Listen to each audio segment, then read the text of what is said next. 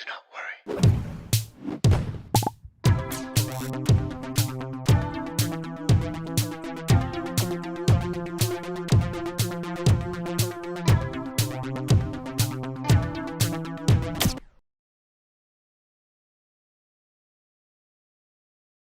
How's it going, everybody? Welcome to a brand new Do Not Worry stream. I'm your host, Anthony, coming to you live from the heart of Lebanon. It is 10:02 p.m. on this Friday night, where I'm coming to you, I believe, with a light concussion, or I don't think it's a full concussion, but it's something. I'll tell you guys about it. I'm feeling it. I'm feeling it. It's getting worse as the day gets on. First of all, thank you to Haley. Haley D in the chat with 5 gifted memberships. Haley, holy shit, before the stream even started, like an hour ago, slamming us. Haley with 5 gifted memberships. Haley, thank you. Helping us get to our goal of 500 members, 500 Do Not Warriors. We appreciate you, Haley. We appreciate the members. Thank you, everybody.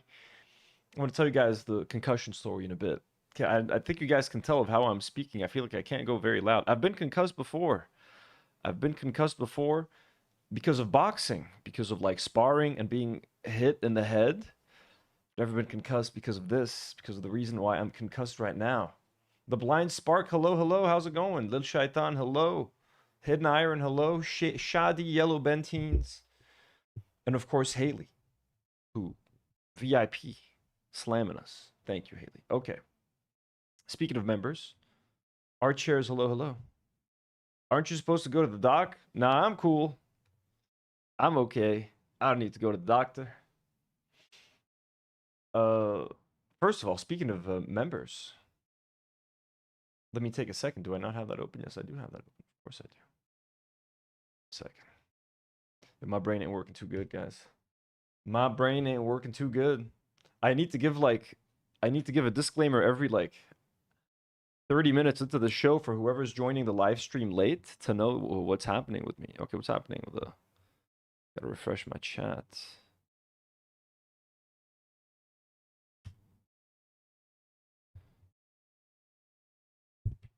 Slight concussion, guys. Light concussion. Light concussion. Okay, first, speaking of members, folks, let me take a second to thank some of our lovely members. A lot of them are right here in our chat, like Jay of the Dead, Art Shares Lab, Jesse Jean Short, Honk Big, Yellow Bentines, Haley D, Hidden Iron, let's go, Shadi. Thank you guys so much for being members, and congrats to the new members. Also members like Ice Cream, Zaz, Mia Luca, Gay Aliens. We love us some gay aliens, folks. Psycho Knitter, Ascended Me, I Am Thea J, Juniek, Psionic Nomad, and Chunky539, Bubba Trunk, Janetti Sketty, Brew Georgie, Swan, and Cedar Down Under. Cedar Down Under. Thank you guys so much. We appreciate you. Spooky says, please don't do sports that cause brain injuries. It will fuck you up permanently. Oh, I know. I only do I do boxing, and I don't fight, and I barely do any sparring. I haven't sparred with anyone in months, so I take very good care of my brain. That one time it happened was an accident. It wasn't supposed to happen. It was supposed to be light sparring, and some young dude that that didn't know what he was doing just yet hit me really fucking hard. Swampy sends a 2-pound dono. Says, I heard it's because Ian refused to denounce Snark. Yeah, apparently that's what it is. But Ian was never supposed to denounce Snark. Ian was just supposed to apologize. And then Ethan heard the apology and said, hey, I'm dropping the lawsuit. And now it's a whole thing. You know? No one's going to bully me to go to the ER. I'm going to be okay. I'm not going to get a brain scan, you know? Otherwise, I need to get a brain scan and shit like that, you know? Members, we love you. We appreciate you. Whether you've been a member for 1 day or a member for 16 months, thank you. We appreciate you. Thank you so much. We love you guys. We can't do it without you guys. Also, patrons who can watch. Karine's, yeah, I do have a concussion, right? Fantasy Board Review, Episode 2, talking about Morning Glory Milking Farm. Thank you to our patrons. Patrons such as Legal and Lipstick, Rhea D, Maroon Busleme, and those are superhero patrons. Blonde patrons like Bertram Balk, Lipton Ramen, Dana Ahmad, Edmund Pasarik, and Bilal Moghrabi. Abductee patrons like Alia Judge Comics, Eric Skidmore, The Pigeon, Wax Wolf, Cheap Cacti, Kung Fu Brisk, Mars, Paradise Lair, and Samir Adadao. Thank you guys. We appreciate you. We appreciate you. thank you to our patrons who can enjoy exclusive content as well. Members also get exclusive live streams. Thank you guys. You guys help keep the lights on over here, help us, you know, pay the crew.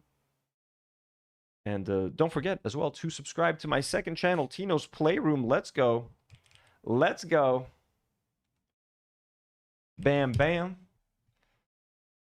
Subscribe to that channel, folks. This is where we get, I'm going to finish, well, hopefully, well, we have at least one, maybe two live streams of Dark Souls left. Monday night, Dark Souls is coming back. Elias is coming here. I need to tell Chris as well. Chris, if you're here, come play Dark Souls on Monday. We're going to be playing Dark Souls on Monday night. Maybe I need one more live stream after that, but we're almost done. Also, Lego builds. I'm building a custom Lego little Wonderland. Not a Wonderland. I'm building a cool little Clone Wars battle sequence. So subscribe to the channel to watch me build that. I'm getting pretty deep into it. We're getting pretty deep into it. Briar, thank you guys. So don't forget to subscribe. The link is pinned on top or at the bottom of the live chat, wherever you're looking. And now let me quickly tell you about the concussion. I mean, I think it's a concussion. We'll check. I have some symptoms open up over here. Wait, what is this right there? There we go. There. Boom. So I was laying in bed this morning, as I normally do in the morning. You know, when I wake up, I'm in bed. Was trying to get a little bit more sleep, so I'm just laying in bed. Now, behind my bed, where I rest my head, there's like this tall, kind of like big wooden shelf thing, which is pretty high, but Maki still manages to jump up sometimes. And in the morning, when they're trying to wake me up so that I feed them, Maki and Nata make like all sorts of noise. They start like fiddling with stuff and like smacking the blinds and things they never do any other time of the day. They just do it in the morning because they know it pisses me off and like it wakes me up. So they're like both doing their thing, smacking blinds. Maki like stands really close to me and just like slowly me. I was like, well, just like very slowly a couple times, like his face right there in my face. They do all the usual stuff. I'm like, get away, you know, swat them away, shoo them away gently. Then Maki, I can sense him right next to me. He's like standing right next to me. I sense him jumping on something. He's jumping on like the shoe rack that's next to me. Then he jumps from the shoe rack to that tall shelf thing. Now, I didn't hear him jump to the shelf thing, but I felt him because up there, up on that tall shelf, I have like a long box full of comics and I have some bags and stuff. So he doesn't really have a comfortable place to land. So I think he just tried to jump from the shoe rack to the shelf, couldn't grab onto anything or something, and just like literally I'm laying down and I feel like this. Look, Maki's fluffy, he's soft, he's a cute little cat, but he also weighs 4.5 kilograms. Maybe he weighs more now. It's been a while since I've weighed him. Last I checked, he was 4.5 kilograms, and he hit me on the back of the head because I was like sleeping on my side. He landed on like the back of my head, which is why I think I feel so loopy. So I'm just sleeping there innocently. And I just feel like a sack of potatoes land on my head, basically. You know, it's soft, but it still weighs 4.5 kilograms. So I'm pretty sure my brain got a nice little shake in there. Like even now, I feel like I can't shake my head or anything. This has happened to me once before. Literally, my profile picture on Twitter, where I have like a headband and sunglasses on in the house, was because I was concussed, and I felt like the little extra pressure made me feel better, and the sunglasses kind of helped block some of the light. I don't feel that bad, but I definitely felt a little nauseous during the day. You know, the shelf didn't fall on my head. The shelf had fallen on me, I'd be dead. That shelf, and I was just thinking about it today, that shelf is not bolted into the wall. If there's an earthquake, I'm dead. I'm 100% dead. But anyways, if anyone's wondering if I seem a little dead or tired throughout the stream, it's because I legitimately, like, a cat fell on my head from a very high, and he didn't like land on my head with like grace. He literally like fell. I like felt like his belly smack me. So he fell on his side or something. He's fine. I just opened my eyes and he was just like walking around casually. He didn't even meow or in pain or anything. Nothing. Maki's okay. But my brain got fucking shook. Let's look at these symptoms right here. Concussion clinic. Concussions are mild brain injuries and are one of the most common injuries following a trauma. Leading causes include sports and recreational injuries, falls, and blows to the head. Yeah, what about by cat?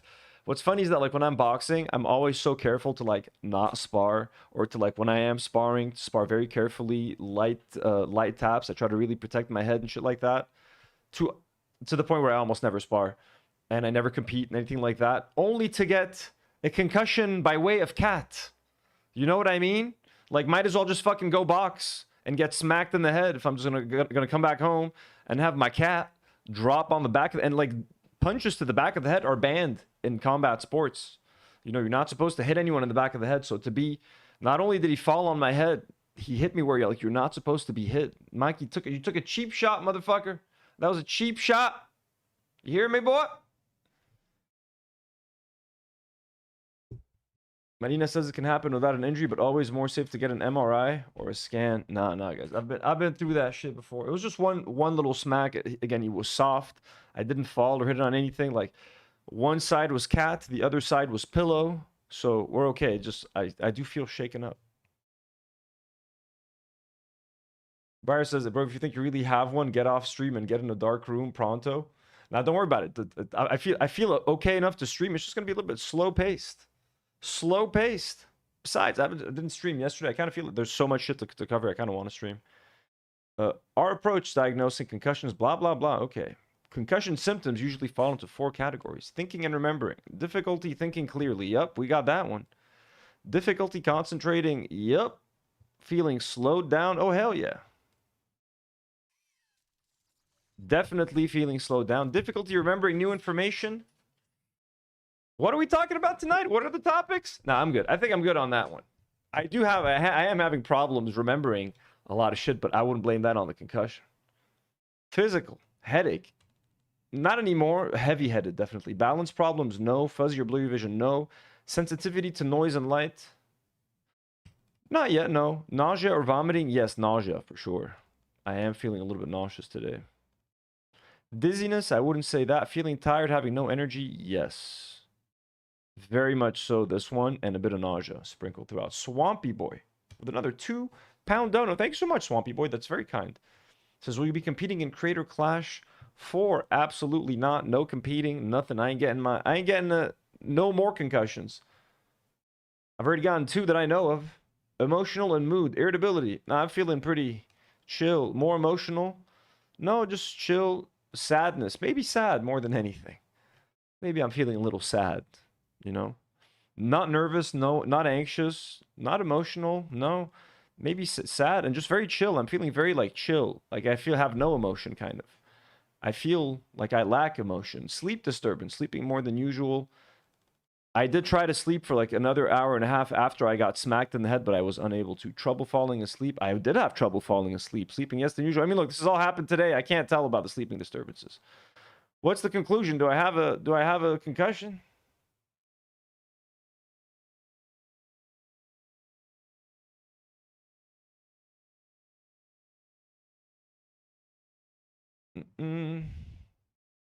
That's crazy.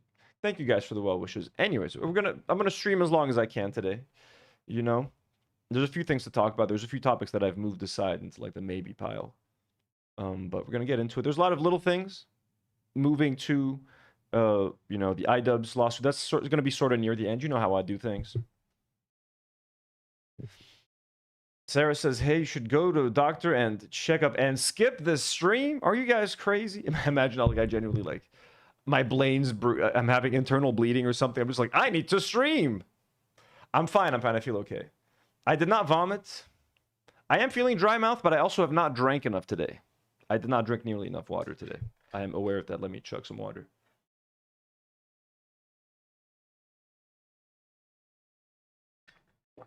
No vomiting, but I have felt nauseous. Were you tired before the cat smackdown? I didn't sleep very well, so you can say yes.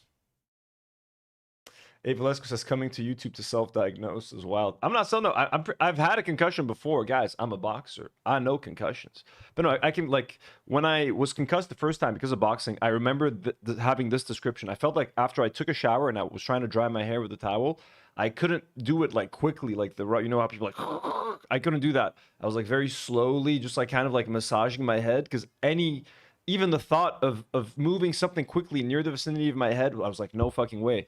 I'm feeling that now. Like if I were to grab a towel and try to like go, I can't. Even simulating drying my hair, I can't do it. That's why I know. That's how I feel like I do have at least a mild concussion or something bad. You know what I mean? Like definitely my brain got a little smacked today. Marina says, "You're fine. It happens. I hit my head many times." Thank you for the reassurance, Marina. Thank you. Thank you. Salemtik. Archer says, "Anthony, you should not No, I don't underestimate it. I'm feeling kind of damn tired. Like, I'm just streaming. Streaming is the chillest thing you can do. I'm not playing sports. I ain't doing anything extreme. I'm just sitting. Maybe the lights are kind of overkill. Maybe I can wear some sunglasses for today. Let me go get my shades."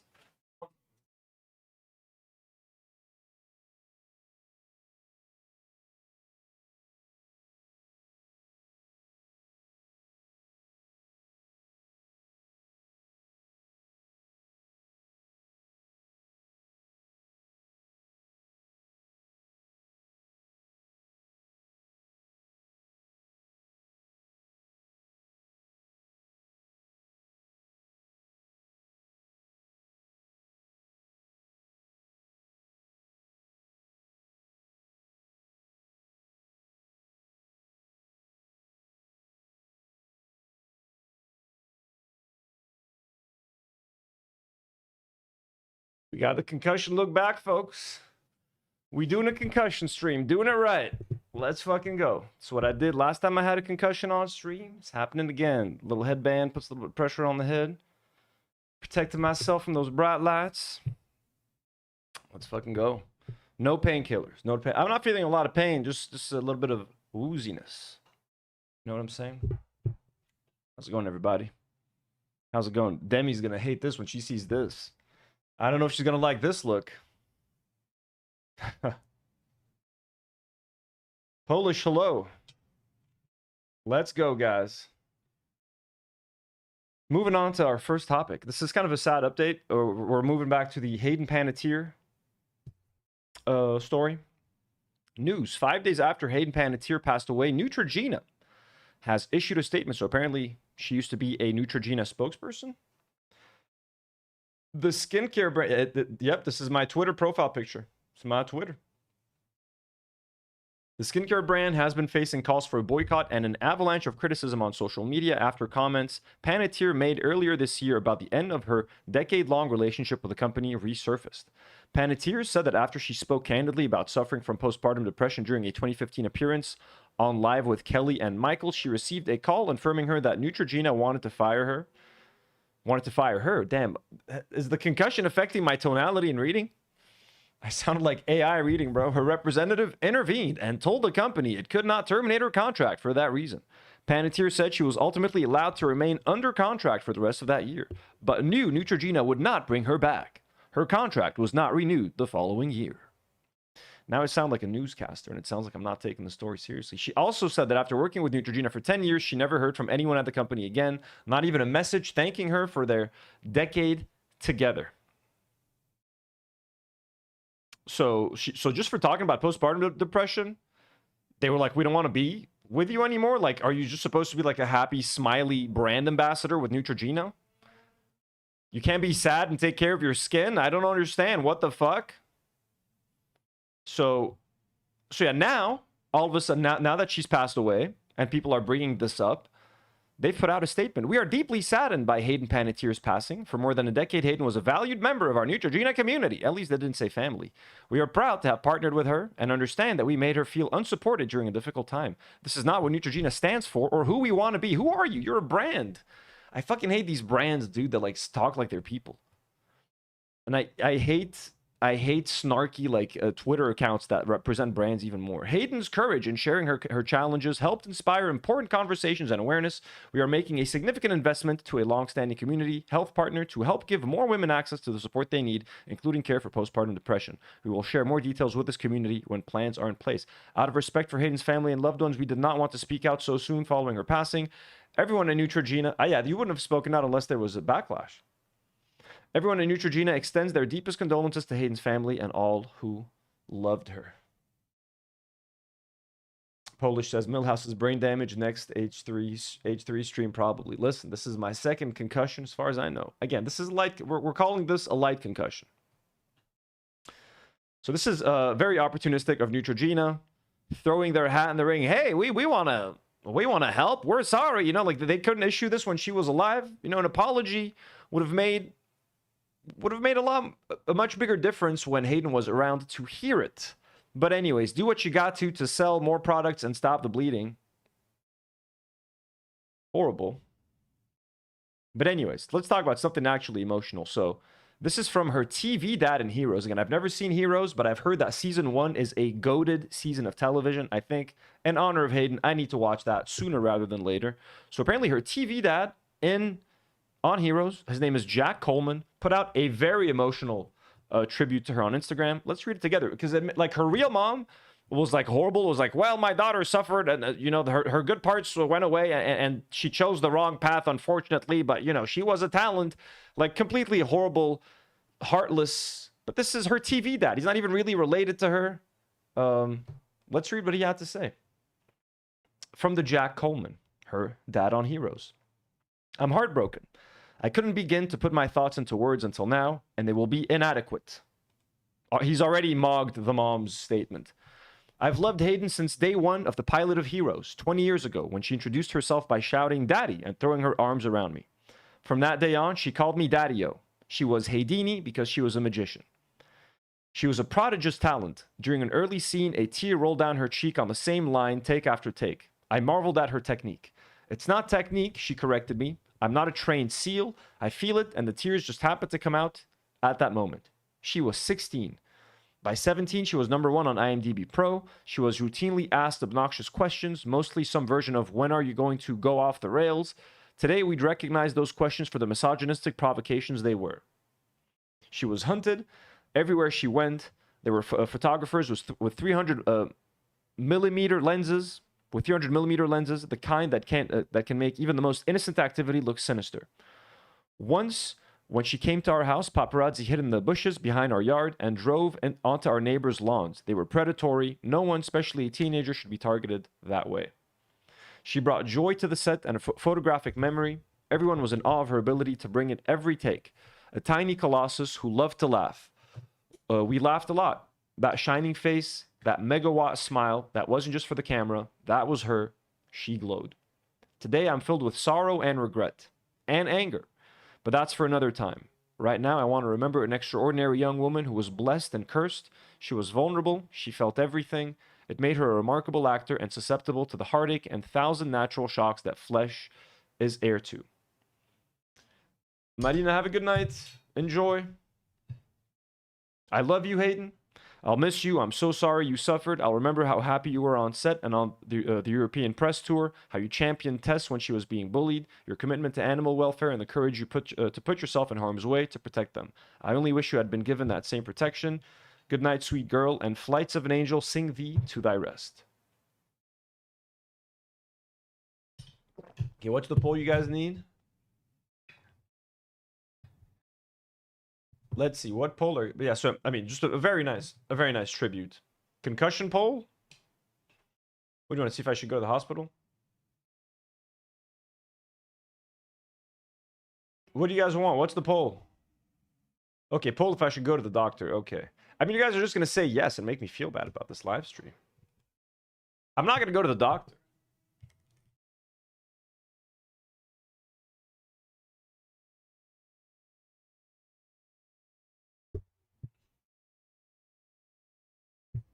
Start poll. Okay, there's a poll. There's a poll. Okay. If you vote no and something happens to me, you guys are never going to live with yourselves. So whoever voted no.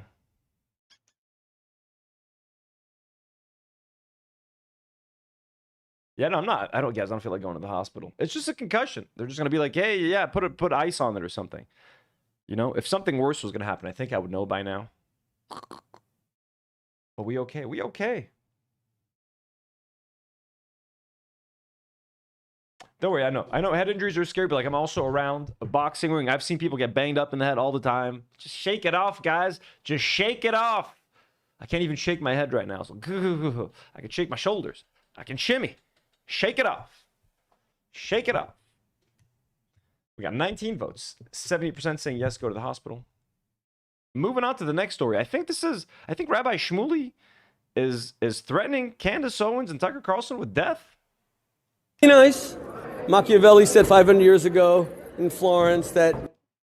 Let's see. Rabbi Shmuley hints that Israel should take out Tucker Carlson and Candace Owens. He says the Jewish people must be feared. That's why we killed Ishmael Haniyeh in the heart of Tehran. Why aren't we going after Candace Owens and Tucker Carlson? We're going to bring the fight to our enemies. What?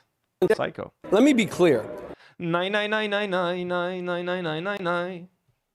all I can hear. For thousands of years, we Jews have developed an insidious mental construct that we need to be loved. We need everyone to like us. Now, that would be nice. I mean, Israelis aren't doing that. Shit. Israelis do not seem to have that mindset. Israelis don't seem to give a shit if people like him or not, man.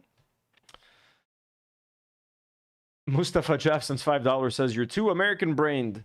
Use the affordable health care in Lebanon. I do have health insurance. Health insurance here does cost significantly less than it does in America. It's just a hassle, man, because they're not going to do anything for me. They're just going to give me, like, pills or something, you know? And I don't feel like getting a scan, guys. Getting a scan is serious business, you know? But anyways, the poll is at 74% yes.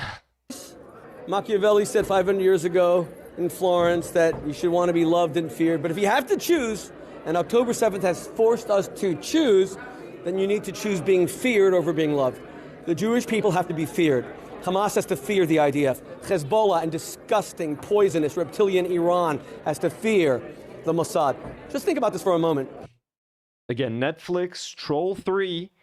This is your new troll. This is the new mega troll that gave birth to all the other trolls. This is the troll to need, you know, for that movie. Netflix, we're waiting. Make the right choice.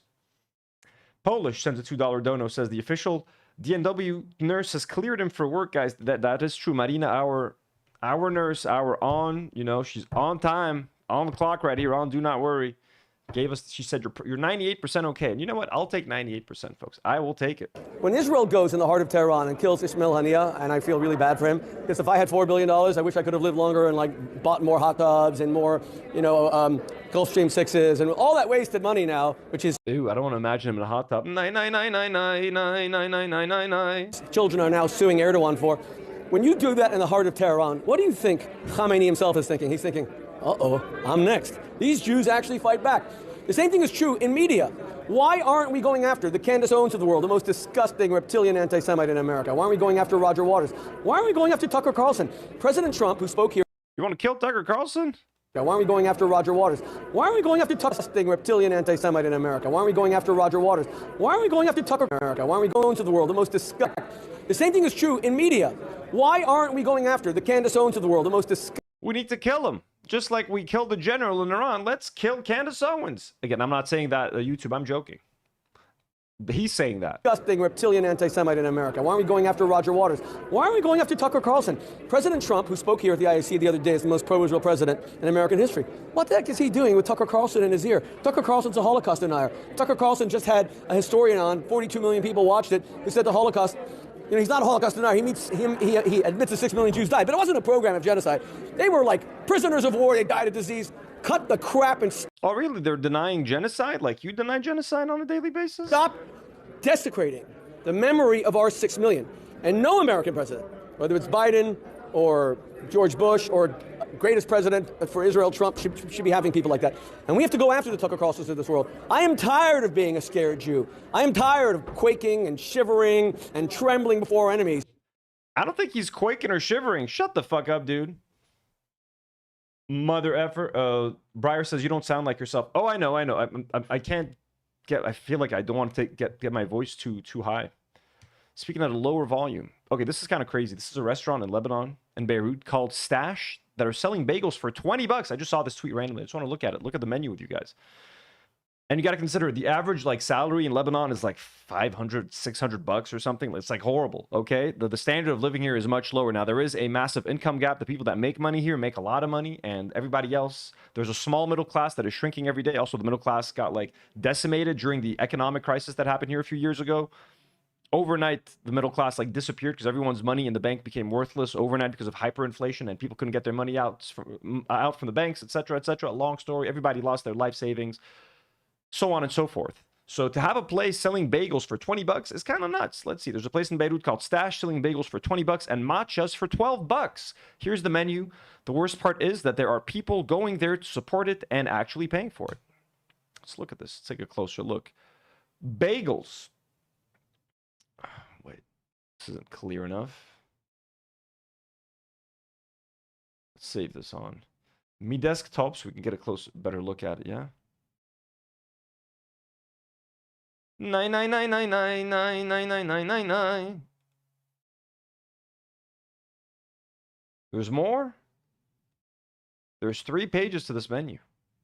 This is going to be exciting. I'm excited. Are you guys not excited to look at the menu? $20 bagels in Lebanon, guys. Keep in mind, people are broke here. Okay, so bagels. Smoked salmon bagel. Okay, I mean, it's a smoked salmon. I guess that's why it's expensive, but $20, that's fucking crazy. Grilled bagel with smoked salmon, cream cheese, tomato, onion, sriracha, and capers. Scrambled egg bagel. Okay, I mean, $12 compared to 20 seems reasonable as fuck, but again, paying $12 for a bagel, isn't that kind of crazy? I mean, I would say like $8 for like a premium bagel, maybe $10. Jesus, but like $10, I'm thinking like you're in fucking New York, you're walking around like, yeah, I'll pay $12 for a bagel in New York. You know? Mustafa Jav with a $2 dono saying, I work at an ICU, please see a doctor. Guys, everybody chill, guys. I'm going to remove that poll. Thank you, Mustafa. Everybody's so concerned. I'm feeling better already. Look, you see hear my voice? I can dance. I'm doing okay. It's just a cat fell on my head. I'm a little shaken up, but I'll be okay. I swear to God, guys. Don't you worry. Mustafa, thank you for the concern. I appreciate the concern, guys. I promise you, I will be okay. I will be fine. I promise y'all. I swear on my life. Trust me on this. Trust me. I appreciate it. You guys are sweet. You guys are sweet. Let's make this AC a little stronger. Is it normal to sweat like this? I'm not sweating. I'm kidding. I'm kidding. You get it, guys? I'm making a joke. I dropped the fire off of this. Mustafa, we good? Habib Elbe, our brother. Let's look at these prices. These prices are going to give me a concussion. Eggs chili feta bagel. $16? Why? Grilled bagel because of the feta cheese, eggs, avocado. Okay, the avocado. Okay, $16. These are Los Angeles prices. I'm gonna stop moving. Mustafa, I'm gonna stop moving. I promise you. I'm gonna stop moving. I'm gonna be just like this. No more moving. Turkey bacon and kale bagel. $16 for turkey bacon? What is it? The kale? Archer sends $2 and says, I'm an emergency paramedic. Please see a doctor. Thank you for the dono, Archers. Guys, don't worry. Sarah, my uncle works at the state as a neurologist. I'm just going to change the thumbnail. Guys, I was just clickbaiting everybody. I don't have a concussion. That whole story about Maki, my cat, falling on my head, that was a joke. Where would a cat fall on someone's head? Have you guys ever heard that before? That's clearly a fabricated story. I'm clearly a liar. So, don't y'all worry. Anyways, expensive fucking bagels. Let's see granola bowls. Greek yogurt with granola, fresh berries and honey, $14. Honey walnut, 16. Blueberry chia, 16. Savory. Breakfast plate, a balanced plate of salmon, avocado. Dude, I wouldn't fuck with salmon in the morning. Who has, like, fish for breakfast? Like, that to me is just fucking gross. Salmon, avocado, and a boiled egg served with toasted sourdough and Dijon mustard. It all sounds good except for the salmon. And it's too expensive, of course. Mushroom and egg. Poached eggs. Scrambled eggs. $15 for a scrambled egg. I mean, the avocado. They just slap avocado on everything to justify the $15.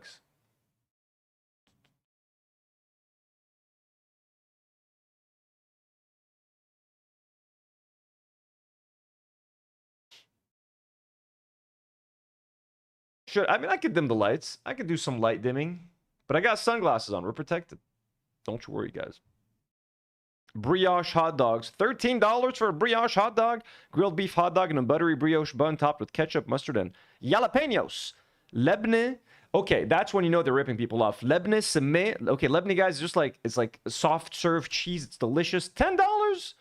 Toasted brioche with Lebanon semeh and dried mint topped with olive oil. Okay, that's fucking crazy. This should be like $3, $4 if you... $6 for a fancy one. Fine, I'll give you $6 for a fancy Lebanon wrap. $10 for Lebanon brioche? That is criminal. That is criminal right there. There's no avocado on this thing to justify anything. There's no salmon. It's literally Lebanon. It's crazy. Okay, that's crazy. Okay, what's this place called again? What's this place called again? We'll get the name in a second. I forgot the name. We got more stuff. Our specials. These are coffees. Vanilla bean latte, $10. Coconut cloud coffee, 11. Blue spirulina latte, $11. Honeycomb latte, $10. OJ brew, $10. Salted, $10. Salted pretzel, Mont Blanc, $11. And strawberry latte for 12. Matcha based. Vanilla protein matcha, $12. Digestive mango matcha, $13. Matcha latte, 9. Himalayan vanilla matcha, $10. Blueberry matcha, 10. Okay, that's some expensive shit. One more. Okay, pastries. House croissant, $6 for just a plain croissant. How much for a chocolate one? Pain Suisse, golden flaky filled with fresh homemade pastry cream and rich dark chocolate, 7.5. Blueberry almond croissant, 7.5. No chocolate croissant? No pain au chocolat? What the fuck? Caramel popcorn yogurt soft serve for $12.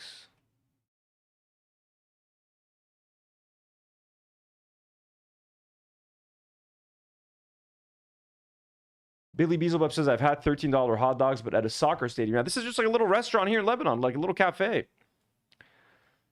What the fuck? Za'atar bun for $9? Okay, this is crazy. I can't look at this anymore. Look at this. Too expensive. What's the place called again?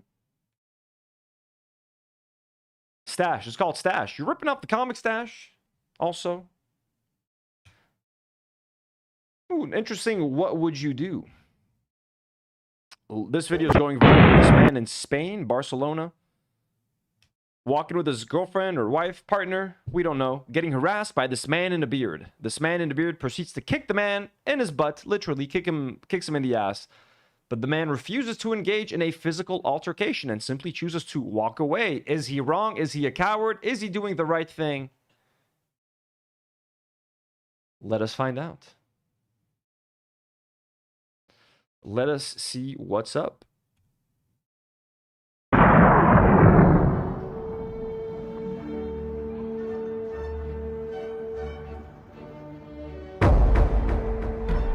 Yeah, za'atar is just like thyme, dried thyme and olive oil. Like, it's the cheapest thing. You can get a za'atar manouche here for like $1.50, $1. Really expensive places will charge you $3 for a za'atar thing. $9 for a za'atar pastry is mental. Mental. Like, insane. So that's how you know. Like, they're selling Lebne for $10 and za'atar for $9. Just walk the fuck away. It's not made for people like us. It's not made for the regular people. For peasants, it's made for like the wealthy, to whom like $1 is $100. Like, that's who's gonna pay $10 for a Lebne thing. Or you pay those prices, like Billy Beelzebub said, at a football stadium, because you have no choice, or at an airport. You pay airport prices, you pay stadium prices, you pay movie theater prices for popcorn. Those are the three places where society has accepted, you know what? We get ripped the fuck off there, but there are no rules. When I go to the movie theater, sure, $10 for popcorn sounds fair. I'm at the airport, I'll pay $12 for a club sandwich, you know? But for this, no. No. Okay, let's watch this video again. Man in Spain. So this guy is, boom, kicks him in the butt. And the man just walks away. The man's still trying to get into a fight. He's like, come over here. What? You know, God, what do you think? Yeah, go away. I don't know why I'm making him sound Italian. I mean, honestly, dude, you know what? If this guy were to get... This guy probably just felt the situation. Okay, he saw this guy. Okay, he sized him up. He saw those arms. He saw the beard. He saw the eye of the tiger in his eyes. He's like, you know what? If I try to fight this guy, I'm going to get my ass kicked. Okay? This looks bad in front of my partner. I'm walking away from a fight.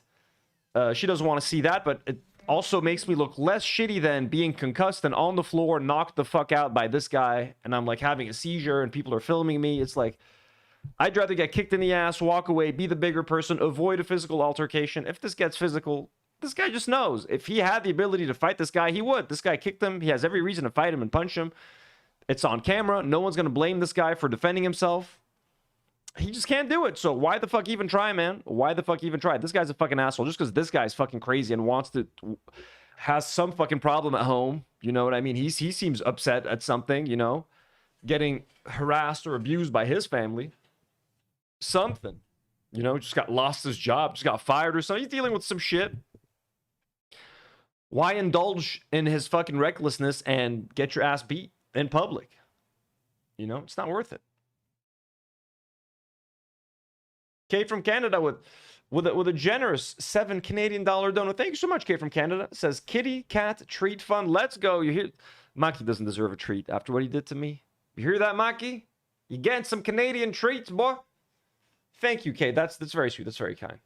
And Yalla Habibi sends a $10 super chat for a bagel.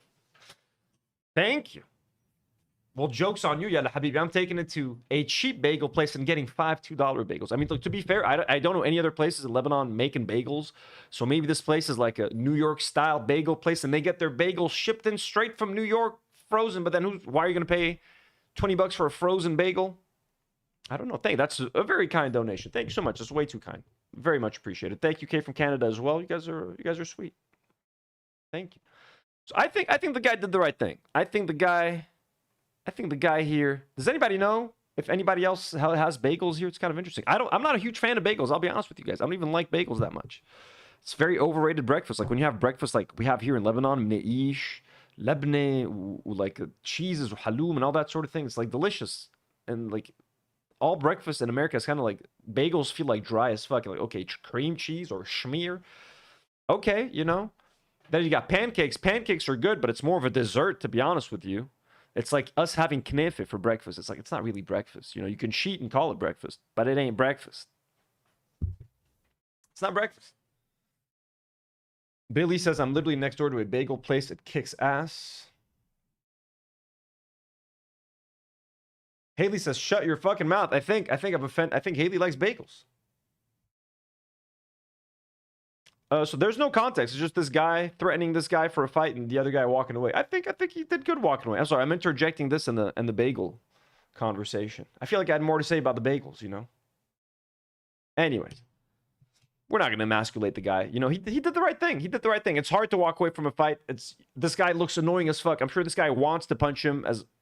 You know, he's dreaming of punching this fucking guy in the face. He's making him look bad in front of his girlfriend. He's kicking him in the ass. Literally, he just wants to hit him. He can't. He feels like he can't take it. Doesn't want to get embarrassed by getting his ass beat. So he'd rather just fucking walk away. And fuck this guy, you know? Fuck you, dude. Piece of shit. Everybody's defending the honor of bagels. And chat, hey, listen, guys, we don't have bagel shops here. So we don't... I lived in the States. I caught a couple of bagels, but it's just like they were dry and like hard most of the time. You know, they're not supposed to be that. How much is an average bagel in the States? Okay, this is going to be not fun to talk about, but Johnny Depp, we've been talking about Johnny Depp's slow comeback to theaters. You know, he's going to be starring in an Ebenezer movie, Ebenezer Scrooge. It's like some kind of, you know, the Christmas movie, and he's in makeup again, and he's doing a wacky character with a wacky voice. I'm Ebenezer Scrooge. I'm Johnny Depp. You know, they dropped the trailer at Comic-Con. People were going crazy. Johnny Depp is slowly crawling his way, slithering his way back into Hollywood. He's making his comeback. Obviously, a lot of people aren't happy. A lot of people are happy, and it mainly seems like it's millennial women seem to be the happiest to bring Johnny Depp back. But anyways, here's just a small example. Not only is he going to be in the Ebenezer movie coming out in a couple of months, the next Pirates of the Caribbean movie will reportedly focus on a main character played by Margot Robbie. Johnny Depp as Jack Sparrow will be a side character in the film, and the producer, Jerry Bruckheimer, is on camera at Comic-Con being like, yep, we're talking to Johnny, we're working on the script, we're trying to get him back, hopefully it's going to work out. So not only is he coming back as Ebenezer Scrooge, not coming back, he's doing a performance, he's coming back for Pirates of the Caribbean, so society is slowly getting ready to welcome him back, you know what I mean? And it's unfortunate. And here's some sad news. So they've, apparently they did a test screening for Ebenezer. Yeah, so Matthew Bellany says Johnny Depp's big comeback movie just test screened, and the audience scores for him in particular are surprising. So this is you have to pay to read this article, but John Roca screenshotted this shit from the article, so let's read it. On August 11, Paramount studio heads Josh Greenstein and Dana Goldberg trudged to Paramus, New Jersey for a test screening of Ebenezer, their gothic take on A Christmas Carol. The results were promising. The Ty West directed movie scored an 80. Okay, who's Ty West? I know his name. What has Ty West directed? Also, Mark Webb. I know that Mark Webb, the guy who directed the Amazing Spider-Man movies and 500 Days of Summer, is currently working on a movie with Johnny Depp as well. So that's also happening. Yeah, Johnny Depp is definitely making a mainstream comeback. So the Ty West directed movie scored an 80, meaning 4/5 of the audience rated it excellent or very good. That's solid-ish for the first cut of an all-audience holiday title. The historical test screening norm for all movies is a 72, and the top 10% of films score a 93 or better. So, you know, it's an 80, above average, solid. The historical test screening norm for all movies is a 72, so it's above average by a pretty decent margin. And the top 10% of films score a 93 or better, but whatever. Who cares about how a random Paramount movie tested? Those scores sometimes correlate with box office and sometimes don't. The number of real interest was what the audience thought of its star, Johnny Depp. And much to the relief of Paramount execs, and to a certain extent the rest of Hollywood, they loved him. Depp scored an 86, very high for any actor. The general norm for a lead character is a 67, let alone a guy who just a few years ago was considered banished and unemployable. Women over 35, who you'd think might be the most put off by his personal behavior, rated the movie most favorably, I'm told, with Depp's scores in that demo hitting 90%. Paramount and a rep for Depp declined to comment on these numbers, which I confirmed with 3 sources. So it seems that women over the age of 35 and above, were the ones that were the happiest with Johnny Depp. And that kind of lines up with like the age demographic of women that like had crushes on Johnny Depp when they were younger and like their whole lives. They're the ones who kind of just seemed the happiest to either ignore what he did or just believe the, you know, the whole, you know, the smear campaign against Amber Heard, and they just love Johnny Depp so much that they're like, la la la la la, I don't want to hear it. Amber Heard's a piece of shit, so I don't care what Johnny did. We forgive Johnny. But he's coming back, like him scoring a 90 with that demographic. It seems like, unfortunately, Hollywood is kind of ready to like forgive the guy. And I don't know what they're so excited about. I mean, he used to be a very talented actor. I'll give him that. But in the last few years, ignoring all of the domestic abuse and all of that, just as a talent and stuff, like, sure, he's a great talent. But in his last few years, the dude was just kind of repeating himself and doing these same kind of quirky performances. It felt like his performances were imitations of previous Johnny Depp performances. They stopped being unique and literally felt like he was trying to, like his Jack Sparrow. And I don't even remember. Like, I saw the first 3 Pirates of the Caribbean movies. I don't think I watched the 4th one, but I remember a common criticism was he just looks like he's imitating. He's like a drunk guy actually just trying to imitate what Johnny Depp is doing. He seems like one of those Times Square or you know, like the ones that are walking around like Los Angeles, California, the impersonators. He seems like an impersonator doing a Johnny Depp Jack Sparrow impersonation. But I think that people are just, they just want him back, man. I don't know what's going on. Lebanon Cat asks, hi Anthony, why does Anthony have a concussion? I have concussion by cat. Maki fell on my head while I was sleeping from a very high shelf, just fell right onto the back of my head. Just kind of crazy. I am feeling a little bit better though. Was feeling a little bit nauseous like 10 minutes ago. Didn't want to tell you guys. But now I'm good. Now I'm good. Polish said cat fell on his head. That just sounds like a fucking joke, you know? So yeah, and he was also showing up drunk on set. Like, he was problematic way before the domestic abuse stuff and the Amber Heard stuff. He was showing up drunk, showing up late to set. Like, would sleep in his trailer, wouldn't wake up, and like just kind of be in a pissy mood. Like, he's just like, he had to get coaxed out of his fucking trailer for the Pirates of the Caribbean movies and stuff. So again, unless the guy has gotten treatment or something for his conditions, for his alcoholism, for his abusing, I don't know how cool this shit's gonna be, you know. But yeah, I personally find it really weird and off-putting. I myself don't think I'm going to be supporting Johnny Depp movies in movie theaters, you know. Whatever my thoughts are on Amber Heard, she's not the perfect victim, but she was a victim. She was still a victim of abuse. Were there situations where you could say Johnny Depp was maybe defending himself? I don't know, but what is clear is that the most disturbing story again was like he just smacked her for laughing at his tattoo, the Wino Forever tattoo. That to me was like, there's just a lot of insane shit. But anyways, horrible couple, both likely horrible people. Johnny Depp is still a domestic abuser. Nothing changes that. You know what I mean? Even if he didn't abuse his previous, his wife who came out, Vanessa Paradis, was like, oh, he never abused me. It's like, okay, cool. You're not Amber Heard. But you never touched me. Well, anyways. Johnny Depp comeback. It's happening. Let me see Mark Webb.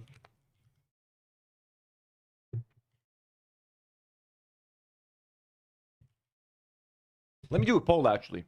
Okay, 75% of people think I should go to the hospital. Thank you, guys. I love you. We're going to do a new poll. Start a poll.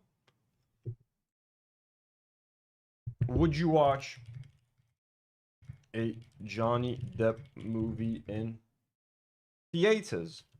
And I'm not saying in theaters as like a loophole, like I'll watch it at home for free. I don't care. Just like, would you support Johnny Depp? Would you watch a Johnny Depp movie? Don't focus too much on the in theaters or not. Start the poll. So yeah, this director Mark Webb on casting Madeline Klein in upcoming Johnny Depp comeback vehicle Day Drinker. So yeah, so Mark Webb, director of Amazing Spider-Man 1 and 2 and 500 Days of Summer, is also making a Johnny Depp movie called Day Drinker. We looked at a lot of people, but Maddie has a high profile, blah, blah, blah. Okay, don't care. Plot details on Day Drinker are still sketchy. The thriller won't be out until March, but what is known is that Klein plays a bartender on a private yacht who gets mixed up with an enigmatic passenger portrayed by Johnny Depp, as well as a shadowy criminal figure played by Penelope Cruz. And that all three somehow end up sharing some sort of tragic connection. Ooh, Johnny Depp playing an eccentric character on a plane. Oh, hello, I would like to buy... We don't care, Johnny, unless you're playing a concussion version of yourself. Jay of the Dead, who's been a member for 9 months. Thank you so much, Jay of the Dead. Says, reminder that Johnny Depp was 26 when he dated 17-year-old Winona Ryder. Oh, shit, really?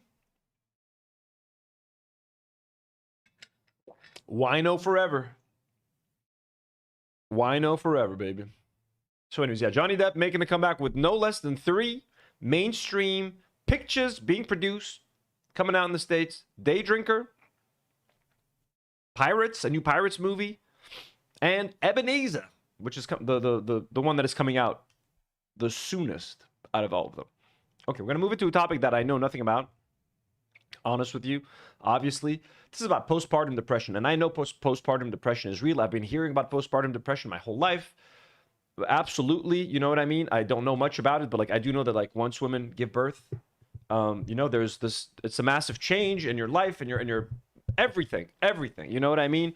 So dealing with life post-pregnancy with a baby, dealing with that, absorbing that, I would go crazy personally. Imagine carrying a baby, then having the baby, then having to raise this baby and everything, the whole thing. Postpartum depression is real. I feel for pregnant women, postpartum women, absolutely. But there's a weird like social media trend, and talking about postpartum depression should be encouraged. Talking about it, sharing it, demystifying it, removing the taboo, all of that. Absolutely, it shouldn't be taboo. Everybody should be out there talking, helping each other, you know, teaching each other how to deal with this. Women should form a community, hold hands, post-pregnant ladies, everybody talk about postpartum. We need to know how to make it better, how to ease the transition from pregnancy to post-pregnancy. So none of what I say here is to question postpartum, minimize postpartum depression. Absolutely not. These videos are just fucking insane. Okay. So first of all, this video. Let me see. So it's just someone crying in bed. And the reason I can't take these videos seriously is because of the next tweet that we're going to look at. It says, in my element, I don't know what that means. I'm not okay, but I have to be okay because I'm a mother and there's no other choice than to be okay. Now, I understand wanting to express yourself, wanting to talk about postpartum depression, wanting to show that it's hard, and maybe even giving people a window into what it's like for you. But I feel like this is like so performative. And I just look at this and I go like, yeah, like I can't take this seriously. You know what I mean? Like you set up the camera, you're setting up your tripod, then you're like, click. Oh, like it can't. I even vlogging to me is kind of a problem. You know, when those nature vloggers, when like they're walking and then sometimes they'll have like a GoPro in a tree and you see them walking, just like a straight line, just like this. I can't even immerse myself in those videos because I know the guy went there, set up the camera on the tree, walked back, walked off frame, walked past. It makes it like, I'm hiking. It's like, you're not hiking. You're filming. You put the camera, like, especially as a guy who films videos and who's been doing this for years, I'm always thinking like, okay, where's the camera? How are they doing this? I just see someone crying in bed and I'm just like, were you holding the camera? Was it on a tripod? Like, how was this conceived? How was this shot conceived? So I'm not okay, but I have to be okay because I'm a mother and there's no other choice than to be okay era. So what she's saying in the caption is technically very valid, you know? I'm not okay, but I have to be okay. All of that, very valid feelings. There's nothing wrong with that. There's nothing wrong with wanting to express that. I just question the method and the video format to express it. Like, what, you want your kids to fucking watch that one day? And again, you shouldn't be like, your kids should know that you had postpartum depression. They should know that it was hard, that you dealt with it, etc. But I just feel like Holy shit. You know, is this the way to do it? And like, when does it become content? Like, I don't know, man. McG says, I can't imagine how awful the hormonal shift must feel. Amen. I know. Jay of the Dead says, I want to have 2 kids eventually, but I'm terrified of postpartum. Polish Pusher says, postpartum after miscarriage is a thing too. Damn, yeah, that's also, that sounds even, for some reason, scarier to me. Kate from Canada says, postpartum can last 5+ years and looks differently for every mother. I'm loving the facts in here, chat. Educate me about postpartum. Everybody, educate me. I want to know everything. Brendan Wood says, no, the correct way is therapy. This is trauma dumping and a victim complex. Yeah, or I feel like maybe a different kind of format where it's a dialogue with the audience. It's a Q&A type thing. It's an ask me anything. Maybe it's a small vlog that shows like the day-to-day, but like you can't be filming yourself like fucking crying. At least if you are, maybe like a quick little selfie shot like, hey, it happened to me. I was at the supermarket. Or whatever, like this, I out of nowhere, I felt very emotional. I kind of started crying. This emotion hit me. And it's a quick selfie video that looks kind of like, you know, natural. It looks authentic, but like just like you're there with a shot and you got like, this is obviously an AI picture, I think, you know, someone just shared this, but like it's not far from that. You know, the phone is definitely on some kind of stand. You know, she's not even holding the phone, so the phone is on some kind of little tripod, a little something. So it's kind of crazy. Hey, Velisco says group therapy. Yeah, I think this is kind of like, I mean, you're doing this and then hopefully she's getting that feedback and those comments and that reassurance. Instead of getting it from a friend or family or a therapist, she's getting it from the comments. Maybe that's what is giving her that push to feel better. Now, maybe this is all fake just for a video and she knows she's going to get the follows or the engagement or whatever. But maybe it's also a way to get a bit of a dopamine rush, a bit of a positive feedback, of support. So maybe that's one of the reasons why. But there's a lot. These things get much more intense. So look at this. So ladies, okay. Now again, a lot of these tweets are made by like crazy right-wing accounts that sound very sexist. But like just some of this stuff shouldn't be filmed. You're broken down and tired.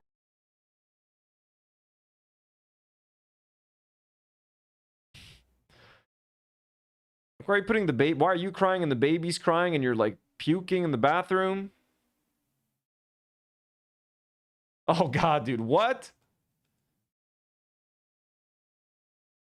Like, why are you gagging holding the baby? This should not be a TikTok. I think, right? Isn't this weird? Like, I don't know. Like, some things should remain private. Some things you shouldn't maybe share with the world. And I feel like this is one of those things. Not like that. Not like that. You should share. You should talk about postpartum depression. Like, I'm not trying to be here. Hide your emotions, ladies. We don't need to know. But like, I would feel uncomfortable if I'm like, what? You filmed what with the kid? First of all, don't put kids on camera like this.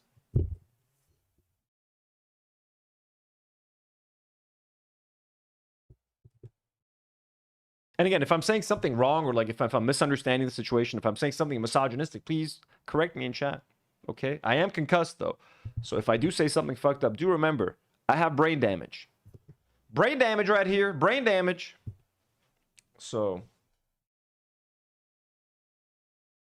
Kate says it's performative. I agree, but I've been there. Oh, again, I 100%. These are all things that have probably happened in real life. I just find it odd that a camera is there filming it. But we're also in this post-privacy age. We're in an age of sharing everything. We're in the social media age. We're in the post-capitalist society where now you're selling your life and as a product because we're running out of shit to sell. We're running out of land to buy and sell. So it's like, let's just buy here. Here's my life. Is this nice? Do you like this? But like, I just don't want to. I don't want my kids to see these videos. I don't know. You know? Or what is this? This person says, I'm not joking. This performative histrionic TikTok mama stuff is a national mental health crisis at this point. These women are literally coaxing themselves and one another into more and more unhinged behavior. This is sick. I also don't like this narrative and these tweets. You know? Because this does make it seem like you're also kind of discrediting postpartum depression, and I don't like that. You know, you can make fun of the trend of videos, but don't try to make it seem like these women are all just losing their minds and stuff. Like, it's not like that. But the choice of songs, it's kind of like those videos of those sad men, like the sad divorced men, when they're like sitting there crying in the car because like my wife cheated on me, and they're slowly taking off their rings. This is giving that kind of vibe, sadly.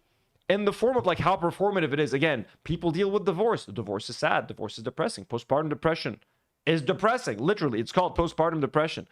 But these videos are giving like those cops that are like, my wife of 20 years just cheated on me with my best friend. He's like taking off his, look, I don't even know what ring, what finger to use. They're like taking off their ring. It's like sad music. They're like crying in the car. This is giving this kind of energy. This lady, let's see what she's saying. I catch myself looking out the window, watching everyone enjoy their summer. Meanwhile, I'm inside, pumping, feeding, rocking her to sleep. Most days, it's just me and her inside these four walls.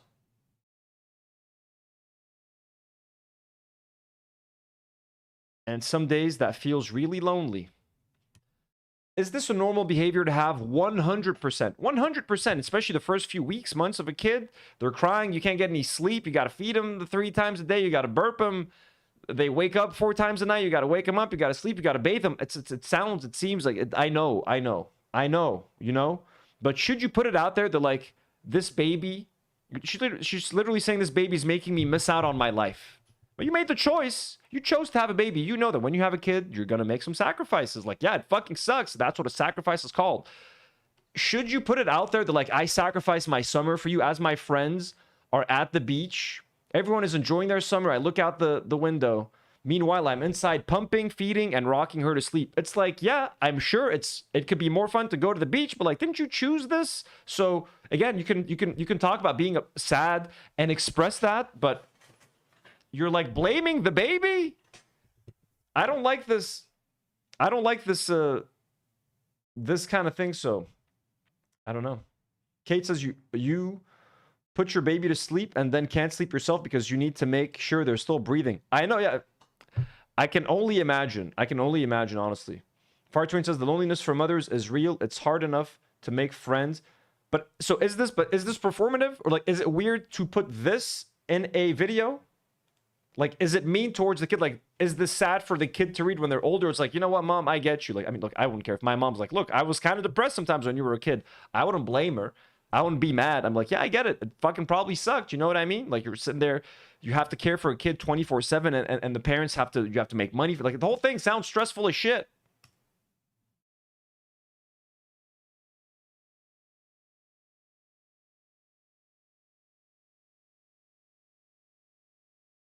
And some days that feels really lonely, which I completely understand. Apparently, I heard that, like, a great trick is just to try to go out once a day, even if it's to a cafe, to grab a coffee for 5 minutes. Try to leave the house a little bit with the baby. Take the baby. If the baby can have, like, nap time.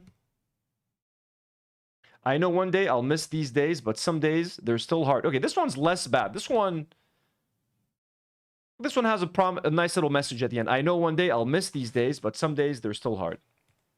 I guess I didn't like the part where she's like, I'm seeing other people enjoy their summer while I'm here having to do these things. But again, you don't have to do anything. You chose to do this.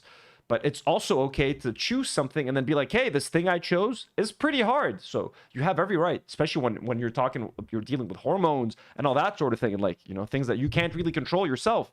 But it is also, like, we should normalize making a choice and then complaining about that choice. But complaining, I would say, not within reason, but not where it sounds like whiny or just, like, exploitative of the child for content. And some of these videos have felt exploitative. Also, anything filming babies, I don't like. Like, the lady carrying her baby and, like, gagging, about to barf in the toilet. Like, no, don't do that with the kid. Like, I'm sorry. I don't like that. Fartwain says, what if she posted a video and was like, you ruined my life, you little shit? One of those is coming. One of those is coming. Oh, we got some TikToks here. Somebody please tell me when having a baby gets easier. Because the newborn... Excuse me. Ooh. Big sneeze. Phase is so hard. I feel so guilty for feeling this way, but I can't help it. I don't even have my baby right now. My mother-in-law took him for the night so that I can have a break, and I'm sitting here on my night off crying because I am so anxious and I am already anticipating having to pick him up tomorrow. and just So she's talking about how anxious, like the baby's not even with her, but she's already feeling anxious because of just the fact that she has to pick him up tomorrow, which is, again, very normal. I'm just wondering, is this overkill? And is this like some kind of crazy like trend of like people trying to outdo each other? Or, but she is also posting, please like, tell me. Like there's written stuff in here that is also trying to like be hopeful. Like it does say this is a very vulnerable post at first. When having a baby gets easier. Keep It Real says it's trauma dumping. Because the newborn phase is so hard. I feel This was in my draft from a few months ago, so this was also like from a while ago. so guilty for feeling this way. But I can't help it. I don't even have my baby right now. My mother-in-law took him for the night so that I can have a break. And I'm sitting here on my night off crying because I am so anxious and I am already anticipating having to pick him up tomorrow and just do it all again. And he is so miserable 24/7 right now. And it scares me. Like, I'm actually scared of my baby. I'm sitting in. Okay, like saying that your baby is miserable 24/7 and you're scared of the baby, like, again, I think this is a little bit overkill. Like if this lady, you know, if her husband, I would find that like or her partner could be like, hey, listen, would you maybe not mind not saying that you're terrified of your baby? But again, I think the baby will understand when the baby's 30. I don't think I would be upset at my age now if my mom would tell me like, hey, yeah, at some point I was like terrified of you. I was like scared to walk into the room because I would know how you would react. I think I would be like, what? You did what to me when I was a baby? You were afraid of me? You're done. I'm cutting you out of my life. Like, no, I'll be like, oh shit, sorry. You know, I would apologize for what I did to her as a baby. I was very calm, sweet little baby. Okay.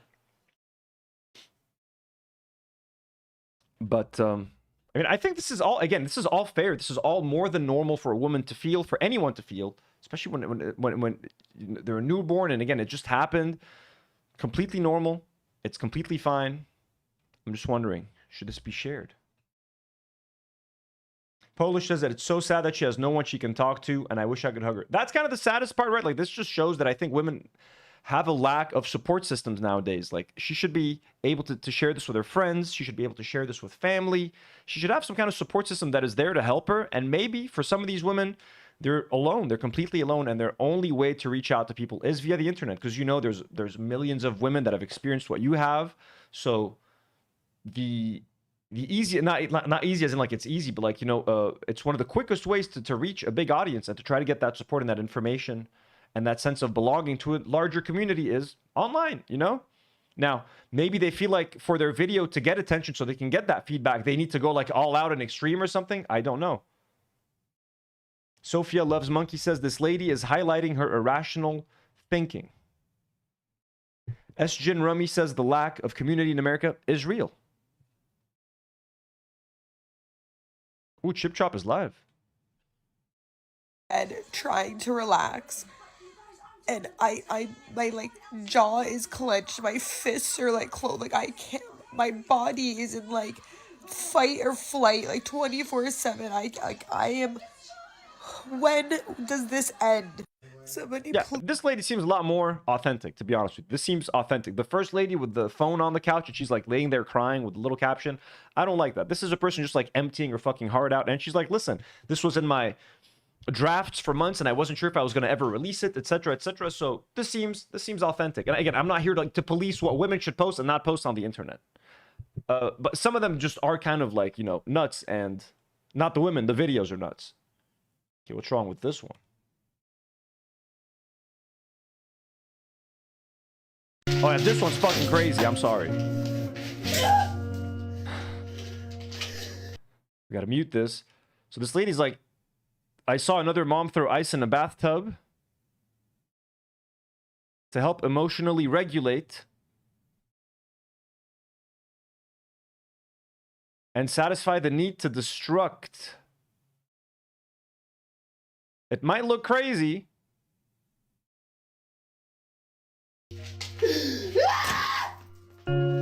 but it helped a lot.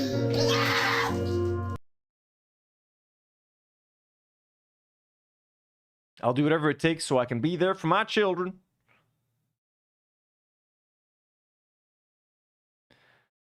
I'm sure throwing ice in a bathtub feels great. But I'm also sure that this kind of video, or at least posting it, is kind of unhinged too. And like at one point she like looks at the camera to make sure it's still filming. Like that just removes any authenticity. Like looking at the camera, let me try to find the shot where she looks at the camera. There. Like you can't be looking at the camera. Come on, lady. Come on. You know it's not how it works. Can I not rewind? Ah, they won't let me rewind? Okay. There. She's looking. You saw her looking at the camera.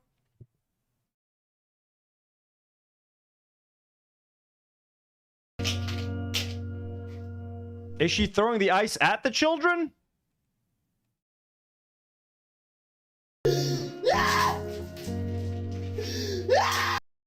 Jesus, lady. She looked at the camera again. She keeps looking at the camera. Yeah, I can't. Like this to me, this is like, I'll be like, come on. I'd be like, honey, can we delete this off the timeline? Do you mind? No. Okay. Break ice on the wall on your own time, but like, this is not making it to the timeline. You know? You can even smash the ice, grab a sledgehammer, fucking chop wood in the backyard, do whatever you want to feel better. Get that fucking aggression out. Someone said get a boxing bag in the chat. Ingenious Baboon says she should buy a punching bag. Yellow Benzine says, why are we watching these? It's like a big form of topic because people are talking about postpartum. I think it's maybe because of about Hayden Panettiere, and a lot of these videos are going viral. And then Matt Walsh was like, postpartum isn't real. Then Ben Shapiro was like, actually, postpartum is real, etc. I just wanted to comment on this whole sort of trend of videos that's been happening recently.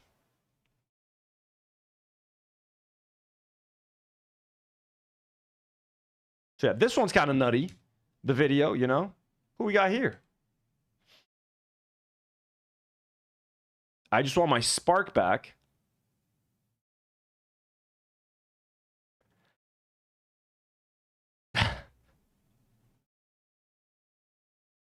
I don't know how I feel about all of these, you know? Like to me it's just they're just making it seem like these babies are ruining these people's lives essentially. You know, and I know it feels like having a baby can maybe feel like that to a lot of people, you know what I mean? And it's scary, and they take over your life. You have no more free time. You get no more sleep. You get no more time for yourself. Forget going to the movie theaters. Forget going to the gym. It's going to take over your life. I completely understand. With women, it affects your hormones. It affects your body, like everything. I know. And I will know more one day, hopefully, you know? But like, it's just like, I just want my spark back while crying and like holding your baby and looking at your baby like you're the one who stole my spark. This is like mean-spirited to this little baby, you know? And I know her saying that doesn't mean she doesn't love the baby. It doesn't mean she doesn't appreciate the baby. None of that. I know the love is there for the baby, you know?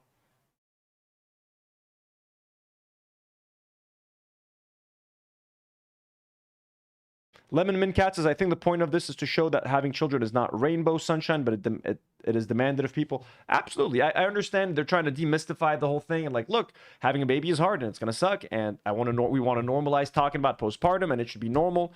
And using social media to do that is a great way to do that. It's just, when do these videos become a little too much at some point, I guess?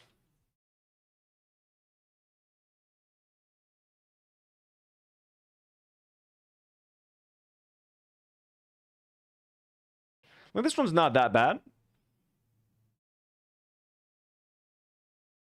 At least she is, you know, she's caressing the baby and kissing the baby, so she does seem to like this baby, you know. Okay, I guess we got to refresh all of these TikToks, huh?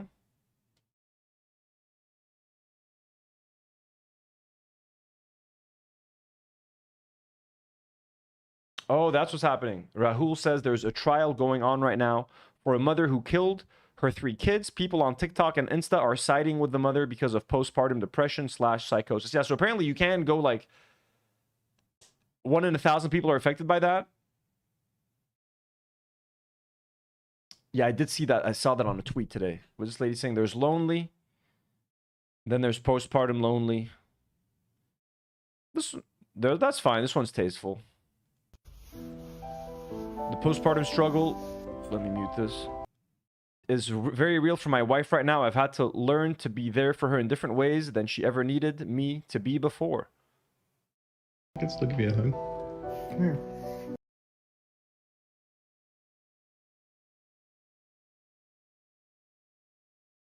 I don't like that of him. Like, okay, I guess he's trying to normalize, like, dads being there for, like, he's trying to teach men to be there for their wives when they have postpartum depression, but it's also like, what do you like?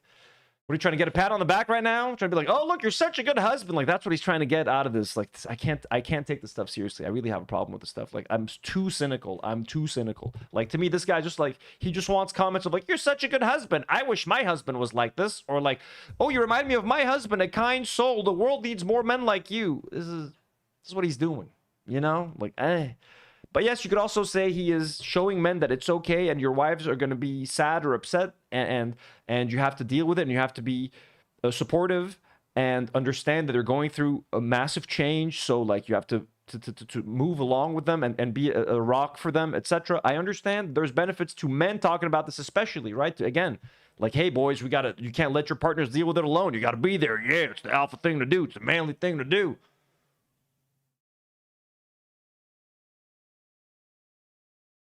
Fartoin says, honey, are you sad again? Okay, don't wipe your tears. I'm gonna film.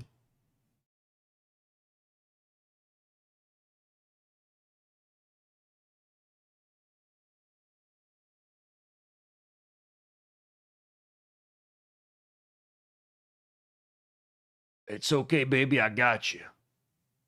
All right, I'm done filming the TikTok. Yeah, take the baby back.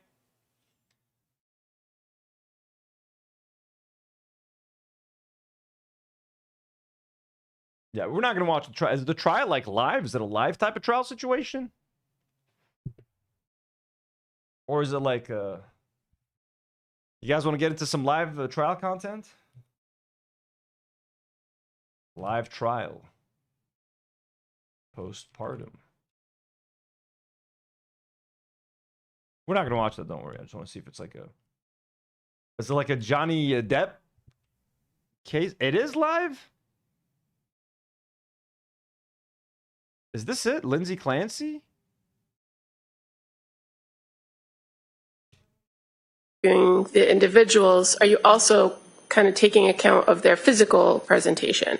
Yes. And obviously when you met with her... Guys, this is becoming, we have just transitioned the Do Not Worry podcast stream. We are now exclusively going to be reacting to this trial live every day for 7 hours a day. Every deposition, every single thing. We're here. Every witness called to the stand. We got to get justice for those 3 babies. In April. Normal movements that I observed. She seemed comfortable. Liar. I object. Physically. Sustained. And did you find that she was able to kind of navigate her situation? I object. Herself, meaning you were in a room with her. Overruled.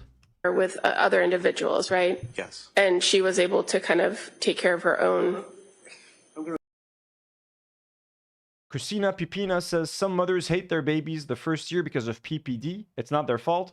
Think it's a bit weird how you talk about this. Are you talking about me or how they're talking about it? I'm saying I completely understand how women feel. First year, 2, 3, 4, 5 years. If you're suffering from postpartum depression 10 years on, I think I completely understand and empathize. I'm just asking, are some of these videos weird and performative? I'm not trying to be weird. Sorry if it came off that way. What's your name? Pipina? Pipina. Where's it again? Christina Pipina. Pipina. Pipi in French is piss. Pipina. It's kind of... Hey. It is what it is, Christina. Yeah, we're sorry. Hope you're doing well. What do we got over here? Okay, we're not going to watch the case, but it is like... Oh, this is a different case? I don't know what the fuck this is. We have another one.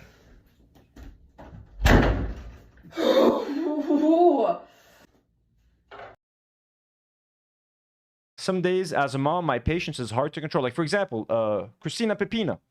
Let me know what you think of this. Is this, like, again, I understand that the mom might hate her kid right now, or I don't know what this video is about, but is this something that should be filmed and put on the internet?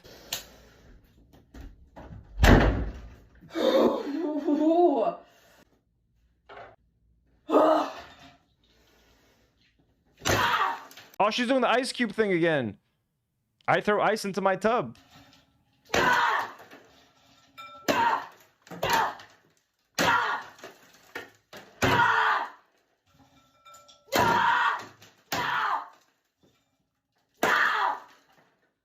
So again, I'm not questioning the postpartum depression. I'm just questioning the video.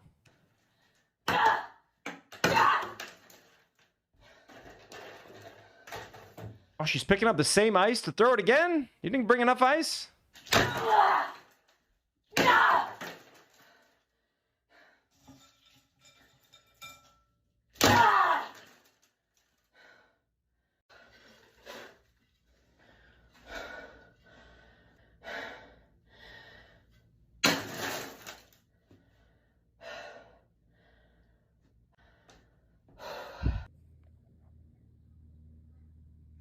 It's not too bad. Listen, you can just add some water and you got yourself an ice bath. Because I don't like the caption here. This says postpartum mental disorders. That's what I don't like about this conversation. How people are mostly, it seems like right-wing men are just like shitting on women online. So part of me was like, should I even be talking about this? But like, for example, this is ignoring this fucked up caption. And I'm guessing this is normal, but this is the, I guess, more extreme, or this is potentially an example of psychosis, potentially what the lady that killed her 3 kids, a less extreme version of that. I don't know. But this is a trigger warning for this one. This is a little bit frightening. Slice me! I asked to ask me. Stop! Don't stop! Stop! Slice me! So she's pointing at the baby, screaming, "I hate you." I asked to ask me. Stop! Don't stop! Stop! And she's, "I hate the baby." I feel so bad for this lady, dude. Like, she definitely does. She doesn't hate the baby. Maybe at this point she thinks she does, but like, I don't think she can control what's happening right now. Obviously, I feel bad for the baby being screamed at. Hopefully, they're young enough to like not understand what's going on, and that it's just like, what's going on, and then they get over it. Like, I hope this isn't some sort of like traumatic thing for them. Like, I hope they don't understand what's happening. But like, yeah, this isn't like something that someone uploaded. This is like someone filming, I think, out of concern. So this isn't like a performative thing. This is straight up someone struggling. Slice me! I asked to ask me. Stop! Don't stop! Stop! Slice me! Yeah, this is depressing. Like, this is very sad. This lady needs all the help she can get to feel better and just to reconnect with her baby, because it's not normal for her not to. And I don't mean normal as in like she's crazy, but like, you know, obviously she feels this bond with her child, with this baby, but right now her hormones are not allowing her to do that, and she's feeling overwhelmed by those emotions, and it's coming out in a frightening and concerning way, both for her and for the baby, you know. Keep It Real says that's so clipped. Yeah, Polish says whoever posted this woman's mental breakdown on the internet sucks, because that baby will see it someday. Christina says that can leave major scars on the kid for sure. Hope not. I hope it's like just a little quick flash in the pan moment and they don't remember this. We're not gonna watch this again, but like, yeah, this is like an extreme case. This is like an extreme case of postpartum. I have like a 7-minute video about what postpartum depression is. Do you guys want but I think you guys in chat like know what this is. I guess for the audience who's watching, who's not reading. Let's get educated a little bit. What postpartum depression really looks like. This is part 1 of a series that I'm doing on women's mental health. To be fair, this is about 7 years old, so the science on postpartum might have evolved significantly since then, but this lady seemed like she knew what she was talking about. I'm Dr. Tracy Marks, a psychiatrist, and this channel is about mental health, education, and self-improvement. This video is based on a viewer question from Dr. Mohammed El Sharif, who's an obstetrician and gynecologist with his own YouTube channel. He wanted me to help his viewers, our brother Muhammad, understand postpartum depression. Perinatal depression refers to depression that occurs before, during, and after pregnancy. During pregnancy, it's called antenatal depression, and any time within 4 to 6 weeks after giving birth, it's called postpartum depression. 4 to 6 weeks, but I'm sure that's like it's not a one-size-fits-all number. Some people, you know, they suffer from postpartum depression for years. Many more women, though, develop baby blues, which is mostly sadness, irritability, and sleeping problems, but baby blues resolves within the first 10 days. Postpartum depression has a deeper level of sadness, hopelessness, or worthlessness, and trouble functioning that lasts much longer. The symptoms can last weeks to months. For some women, this can be the start of a recurring illness that comes back in the future and lasts for months or years. The depression that can happen postpartum generally has the same symptoms as a depression that's not related to pregnancy. And this would be everybody seems to love this doctor. Awesome. She got some credibility. Symptoms like depressed mood, poor appetite, poor sleep. And the poor sleep would be trouble sleeping when your baby is sleeping. You can also have irritability, decreased appetite, and suicidality. And these symptoms can show up within the first 72 hours after you give birth, so it can come on fast. That's what a typical depression, first 72 hours after you... Depressed mood, poor appetite, poor sleep, irritability, decreased appetite, suicidality. I've never heard suicidality before. Give birth, so it can come on fast. That's what a typical depression would look like. But here's a more subtle way postpartum depression can look, and this is how it can interfere with your child's development. When anyone gets depressed, you become more self-focused and ruminative, and that means you overfocus on the negative thoughts. These thoughts don't have to be negative things in your life. It can just be negative thoughts that you have about yourself or your baby. And because you're caught up in this negative, dark world in your head, on the outside, you can have less positive emotional expression with your baby. And even if you feel bad and think you can fake it just by smiling, you really can't do it as well as you think you can, because the emotional expression that your baby senses from you involves more than smiling. It's many more nonverbal expressions like eye contact and body language. It takes an incredible amount of emotional resources to effectively communicate with a nonverbal baby. And when you're not depressed and have a normal interaction with your baby, it's like you're one with your child. Over time, you're able to distinguish between the cry that means he's sleepy versus hungry, in pain, or just fussy. And all those cries and facial expressions are different. And when you're not depressed, you're tuned into it in a way that you can distinguish all those little noises from one another and know how to meet your baby's needs. But when you're depressed and you're caught up in the negative thoughts in your head, you're less sensitive to these cues. You just don't get it. It's all the same crying to you that you're not able to do much about, which makes you a failure. It confirms that little baby squeaks. You're not good at this. Your baby is just trying to make your life miserable, etc. This depressed state has negative effects on your baby. It results in poor infant bonding, difficult temperament, and behavior problems. There's also an increased risk of C. Moran says, did you see Love from H3 is back in Sweden? The video just popped up on my FYP. Like he's back there permanently? He's not coming back to the States? Of compromised cognitive function. What causes postpartum depression? We don't know exactly what causes it, but some researchers have proposed, though, that it's related to dropping hormone levels after giving birth. But there are some things that are associated with increasing your chances of getting it. It's estimated that 10 to 20% of women develop postpartum depression, just so you know. And here are some of the risk factors. That's it? I felt like it was a much higher percentage. It seems like much more common. Thyroid dysfunction, having a previous episode of depression. And it's important to note, though, that if you don't... He quit? He actually quit? Have an episode of depression after your first pregnancy, it doesn't mean that you're safe from having another episode in the future, because another risk factor is having multiple pregnancies. Also, having pre-existing bipolar disorder really increases the risk of having another one of your episodes after giving birth. So if you have bipolar disorder before you get pregnant, you have a 25 to 40% chance of having one of your episodes of depression or mania appearing after birth. In fact, bipolar disorder increases your risk of postpartum psychosis. And this is a very dangerous state and usually requires hospitalization to protect you and your baby from harm. It's in this state that you can harm your baby because you're not thinking rationally. Some Canadian... Okay, 1 second.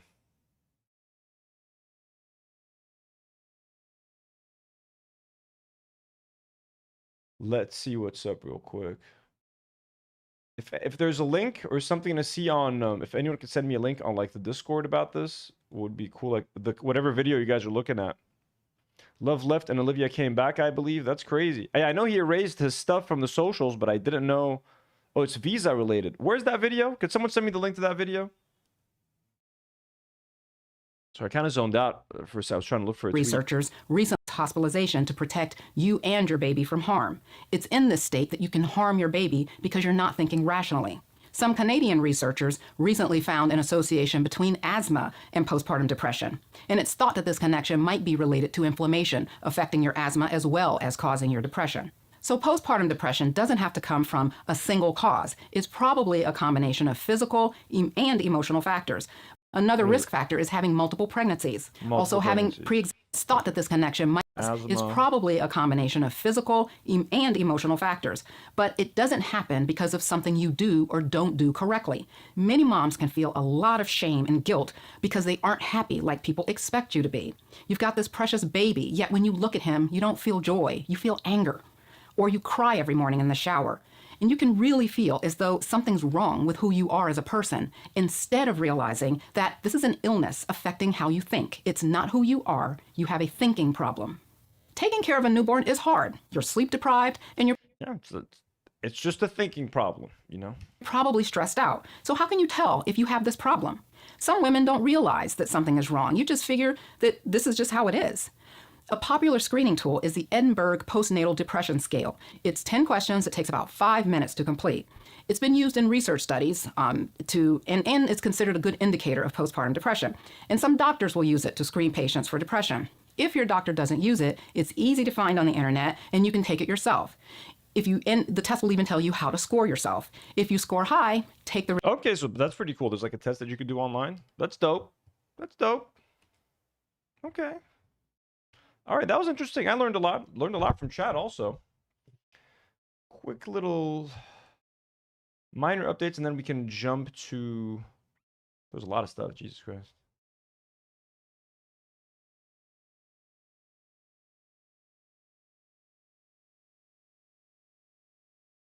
Opening up some links.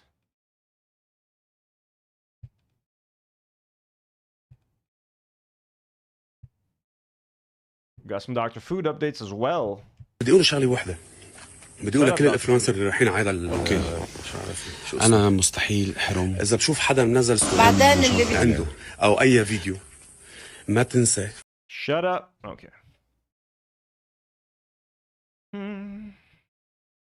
Okay. Was AI used in the making of the latest Spider-Man movie?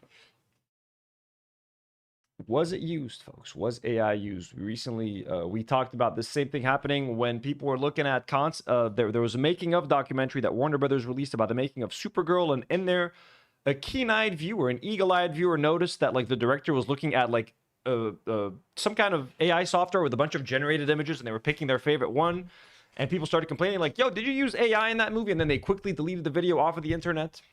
Same thing seems to have happened with Spider-Man. They released the Art of Spider-Man book, those big coffee table books that you spend like $50 on, you know, with the concept art for the movie. And apparently someone found what might have been an AI image. Now, it might have been clarified that it was lazy Photoshop. But let's look into the controversy a little bit. So the art book for Spider-Man Brand New Day reveals that generative AI was used in the concept design of NYC for the film. Here's the picture itself, and kind of the giveaways were the lights, the traffic lights, and the stairs right here. What do you call them? The fire escape stairs, the fire escapes. They're kind of like blending into each other. So people are like, yep, this has got to be AI. This is fucked. Also, what the fuck is that? Like a taxi blending into another taxi? I don't know. But it looked sketchy to people. They were like, okay, what's going on? So let's get some reactions from people. This person says, I'd say personally, if you need AI slop to slop up concept art for of one of the most photographed city in American history, you don't deserve to work as a concept artist. What's sad is that I know, like, I saw a small making of featurette, and I know that like the DOP for the film walked around New York and like took actual photos and stuff like that. So I think people are going to, and it's not wrong, you know, as soon as you know anyone used AI in any stage of like developing the movie, especially in the visual department, it's kind of fucked. And Marvel did recently fire a whole bunch of people from their VFX department and the concept art department. But yeah, like so yeah, why would you use AI to generate an image of the most photographed city in the world? Sonia says, between the Supergirl situation and now this, it's becoming painfully obvious these massive studios would rather gut the creative process than pay concept artists.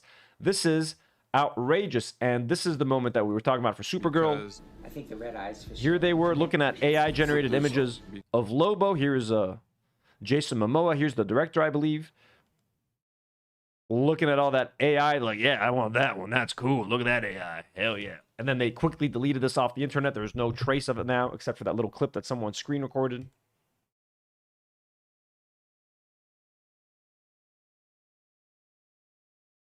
Natalie, then some clarification started to come out. Natalie says, for context, in the book, it was used in one image by one artist. Obviously, not every piece made for the movie makes the book, but it being the only one is telling that it was probably just this guy and not a widespread thing. Still sucks. Hit that guy with hammers. So the guy who made this piece previously worked on Morbius, which is a joke of a film. He has collaborated with Marvel Studios before on the Fantastic Four, First Steps, and Guardians of the Galaxy, although his other credits include Mercy, Bridgerton, Gladiator 2, Wonka, Andor, Bobby, and Masters of the Universe. This person says, is this real art? Says, genuinely upsetting that the art of books will never be the same. Not that there is a chance they're going to slap AI in them. The true magic happens in the concept art, and they are actively getting rid of it. And I do agree. I do love art of books because I do love concept art. Concept art has like a very unique fucking flavor to it. It's where the artists really get like kind of creative liberties just to kind of like set the tone. They go wild. They let their imagination run wild, but in a certain direction. And while a lot of that art doesn't end up making it in the film, a lot of it does, and a lot of it inspires the final looks of the characters. Like the concept art for a lot of the Star Wars stuff by Christopher McQuarrie, they're as iconic as the movies themselves, the characters that he designed. And I think Lego is going to be, because it's the 50th Star Wars anniversary this year, 2027, they're going to be releasing concept art versions of the characters with the sets as like bonuses, which I think is fucking cool. Like, that's how important concept art is. It genuinely is very important. So, and I love all the behind-the-scenes stuff. And yeah, recently, so now we know Marvel Studios fired a bunch of their day ones that have been with them for years and replaced them with AI like it was nothing. Awful studio. Yeah, this was from April 20th. Andy Park was one of Marvel's visual artists that was laid off by Disney last week. He led 15 MCU films as director of visual development, plus worked on almost every single MCU film in some capacity. So this was some of the work that, I'll be honest, I don't love this style of art, the Marvel Cinematic Universe style of like this concept stuff. I don't like how it's rendered, but this is very nice work. And these are very close to the final designs of the characters. In almost every case, like the Guardians look almost the same. The Thunderbolts, but like this one, I don't like this looks very Walmart on like you slap this on the birthday plates. I don't like how this is rendered, but I do definitely very much appreciate this man's work. So I'm not trying to say like this looks AI or anything, but some of the rendering here is not my favorite style. Here, for example, this is concept art for Sam Raimi's Spider-Man in 2002 by artist Will Reese. So this is 25 years ago. Look at this, is fucking gorgeous concept art. This is beautiful. Like, you know what I mean? This is oozing with flair and personality and artistry and vision. God, this would look gorgeous as a painting. Are you kidding me? So would this. Look at this. This is fucking gorgeous. This is so fucking badass. Wow. Look at that. So much atmosphere. This is so beautiful. Holy fuck.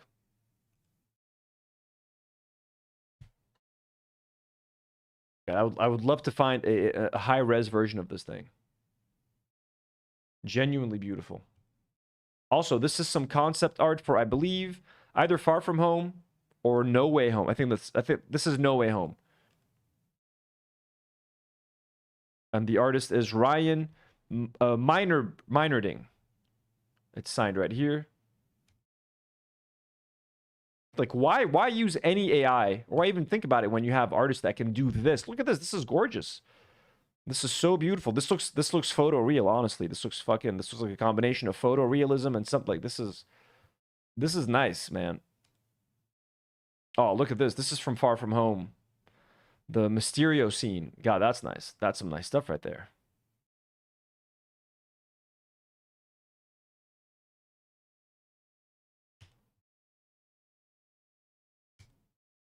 Again, look at this. But anyways, Tom, we got some clarification. Tom says, somebody from the publishing side has come out and said they didn't use AI at all. It just seems to be some shoddy Photoshop work that wasn't fixed. Meinerding art that goes through and handpicks all the art that's used for the film. I think that was the guy that was a character. Yeah, that's the guy that was in the previous one. And handpicks all the art that's used for the film, and they have a firmly anti-AI art policy. Okay, cool. I don't want to be rude, but I got to ask about this page. Not rude at all. As far as I know, this isn't AI. I work on the publishing side of things, comics, and get the assets from studios. These assets come from the full visual development team, which is comprised of both staff and freelance artists. I was told that some of the freelancers had used AI in their work to populate backgrounds, and that any art that was flashed for AI use was either not provided for me to lay out in the book or was removed. Ryan Meinerding himself went over every page to check for AI, and he was very strict about it. So they do seem like, it's sad that like these clarifications aren't going to go as viral as the accusations of using AI, but it seems like they did have an anti-AI policy, which is very good to see. I'm not here to give these big corporations, look, Marvel did the right thing, but like in this case, because this is also a Sony co-production, this is Sony and Marvel, it does seem like they had some anti-AI rules in place, which I appreciate. Hopefully it's true. I'm not saying it isn't impossible that something slipped through, but this looks more like Photoshop's autofill. Again, that wonky taxi is more likely than removing something between two taxis and Adobe pulled the closest pixels to fill it. Probably trying to remove a watermark, as a lot of freelancers will just take pics they see off the internet, stitch it together, and paint on top of it. Same thing with the fire escapes. That looks like a repeated copy-paste that you're never meant to really even look at closely. Whatever the final result is here, ultimately it's on the artist, not Disney Marvel. Disney Marvel won't publish anything with AI because you don't legally own anything made with AI, and contracts stipulate it must be your wholly original work. So anyone taking shortcuts in their art, here or otherwise, is making that decision personally. It isn't a mandate from the company. So it's good to hear that. It's good to hear that, I gotta say, you know. But yeah, this tweet was funny. Discussing Fish says, the art book for Avengers Doomsday has revealed that generative AI was used in every single frame of the film. God, dude, why is Avengers Doomsday such a joke of a film like already? It's fucking crazy, man. This film's reputation's already toast, and it's not even, it's like more than almost 4 months away. But yeah, it's revealed it's every single frame of the film is AI. It does look AI, definitely, honestly. It looks AI generated.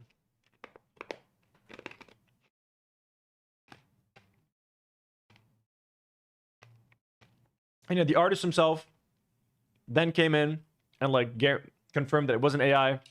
He was using some kind of like software to blend images, and it was kind of lazy. So like he used like some shitty copy paste stuff. So yeah, it's not AI. Sadly, it's not AI. Fortunately, but like it makes my story kind of clickbaity, doesn't it? Moving on to Dr. Food. We're gonna very short Dr. Food segment. We're done talking about Dr. Food. We did 2 long exposés. One a couple of weeks ago, revealing his prison sentence and life of hard labor for allegedly selling drugs via his wafer company and transporting drugs to Australia, smuggling drugs in his wafer packages. He was then getting a divorce from his wife Shru and was being accused of domestic violence. And last week we actually got access to footage of Dr. Food beating his wife, his pregnant wife, on camera. Horrible shit, traumatic shit. And we've also been talking about how Shru is throwing a divorce party where she's charging $50 for regular tickets, $100 for VIP tickets to celebrate her getting a divorce. And now Dr. Food is threatening anyone who goes to that party, or any content creator that makes content out of that divorce party, he's threatening to sue them. Okay, by the way, I want to give you a trigger warning because we're going to intercut from this footage to the footage of him beating his pregnant wife. So when this guy tells you I'm going to sue you for going to a party, remember who the fuck this guy is. So here, I'm going to translate everything for you. بدي اقول شغله واحده. بدي اقول لكل الانفلونسر اللي رايحين على هذا شو عرفني شو اسمه. اذا بشوف حدا منزل. He says, I have something to say. This goes out to all the influencers that are going to the, he doesn't say divorce party, he says, whatever. ستوري عنده او اي فيديو ما تنسى انا دكتور فو رح ضلني وراك لاخر عمرك. لكل حدا عم يسالني شو فيني اعمل. He says, if you drop a story about the event, if you make a video, remember Dr. Food's eyes are going to be watching you till the end of time. رح اعمله بكل صراحه.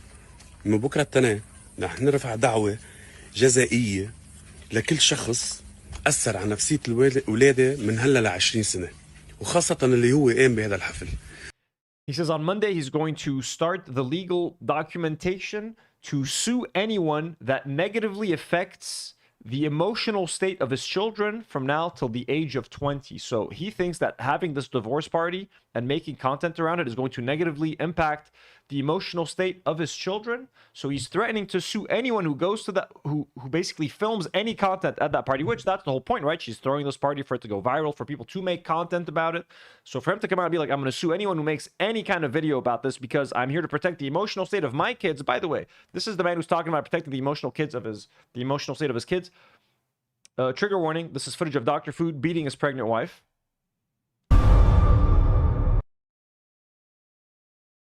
Trigger warning again. Slaps her. She's pregnant. Like third trimester, grabs her by the hair. Grabs her. Shoves her on the ground. Potentially killing the child in via a miscarriage and potentially killing his wife. Wait, were you guys not looking at this? Was it not on the camera? Let me see.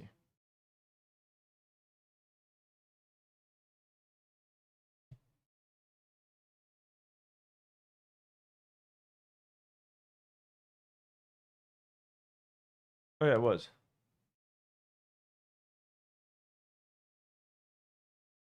Oh no, it's not. It wasn't. Was it not on camera? Okay, here it is. So when the guy talks about abusing his wife, this is what about his kids. Sorry, I thought I was showing it. Trigger warning. She's like the third trimester or something. Like she's not like, you know what I mean? She's like pregnant, dude. Grabs her. Throws her on the floor. Pulling her hair. This can easily lead to a miscarriage. A miscarriage can lead to the death of his wife, of Shru in this case. So that's the guy who's talking about, I want to protect the emotional well-being of my kids. Motherfucker, you're not even protecting your kids. He says, I'm going to force you to pay mail Allah. That means like godly amounts of money. This is very Ethan Klein coded, by the way. ماشي والله لا خليكم كل حدا بينزل ستوري كل حدا بيروح هذا الحفل خاصة أنا بفهم شغلي. He's like, so everyone who goes to this party, whatever, and especially the person who organized it. ومخصص صاحب المشروع اللي هي قامت فيه الحفل. بس أنا موجه لك كلام لقلي وقف هالمهزلة. إذا عندك أولاد وقف هالمهزلة. He's like, stop this mockery. If you have children, to the person who owns the venue where the event is happening, he says, if you have kids, stop this mockery of an event. Stop this lunacy. And again, this is the man who's talking about if you have kids. Trigger warning. This man is the protector of children, apparently. This man beating a pregnant woman is the protector of children. هي أنت ما عندك بنت؟ هذا صاحب المشروع أو أنت أو كلكم اللي قام فيه هذا الحفل معكم بنات؟ شو بيهدوا في هذا الشيء؟ ما بتفكروا سوشيال ميديا؟ He's like, don't you have daughters? Don't you have kids? What do you think doing a divorce party is telling these kids? هذا الحفل بيقول للصبايا إنه فيكم تعملوا حفلات طلاق وبيشجع على الطلاق. He says this party is telling young girls that you can do divorce, you can celebrate divorce via parties, and it encourages divorce. I'm sorry, bro. If you're beating your wife, إذا عم تضرب مرتك الحبلة, if you're beating your pregnant wife, أكيد this should encourage divorce. Of course, she should teach women to get a fucking divorce from men like you.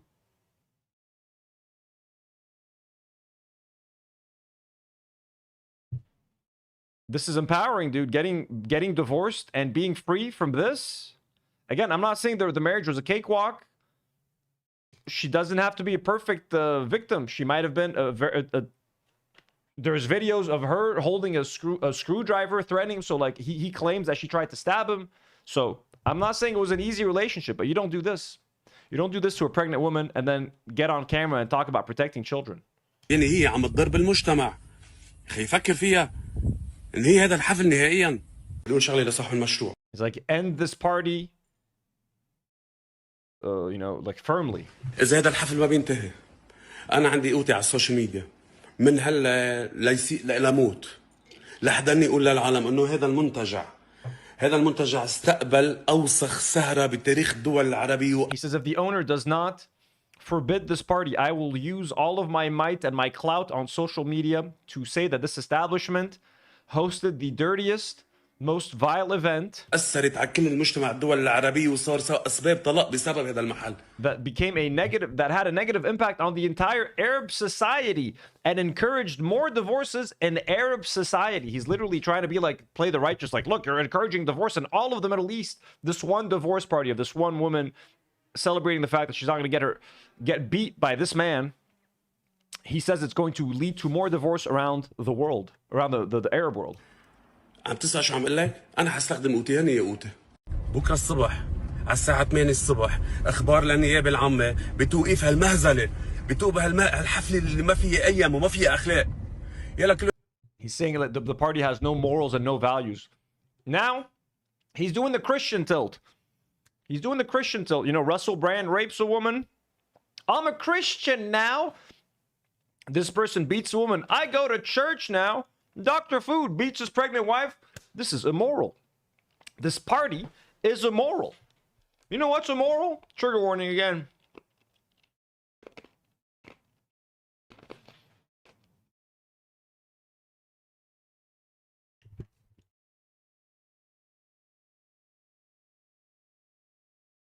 This seems pretty immoral to me. I'm sorry I keep showing it. It's just so fucking shocking. So to hear this guy try to like be any sort of moral authority. This party's for heathens. Yeah, really?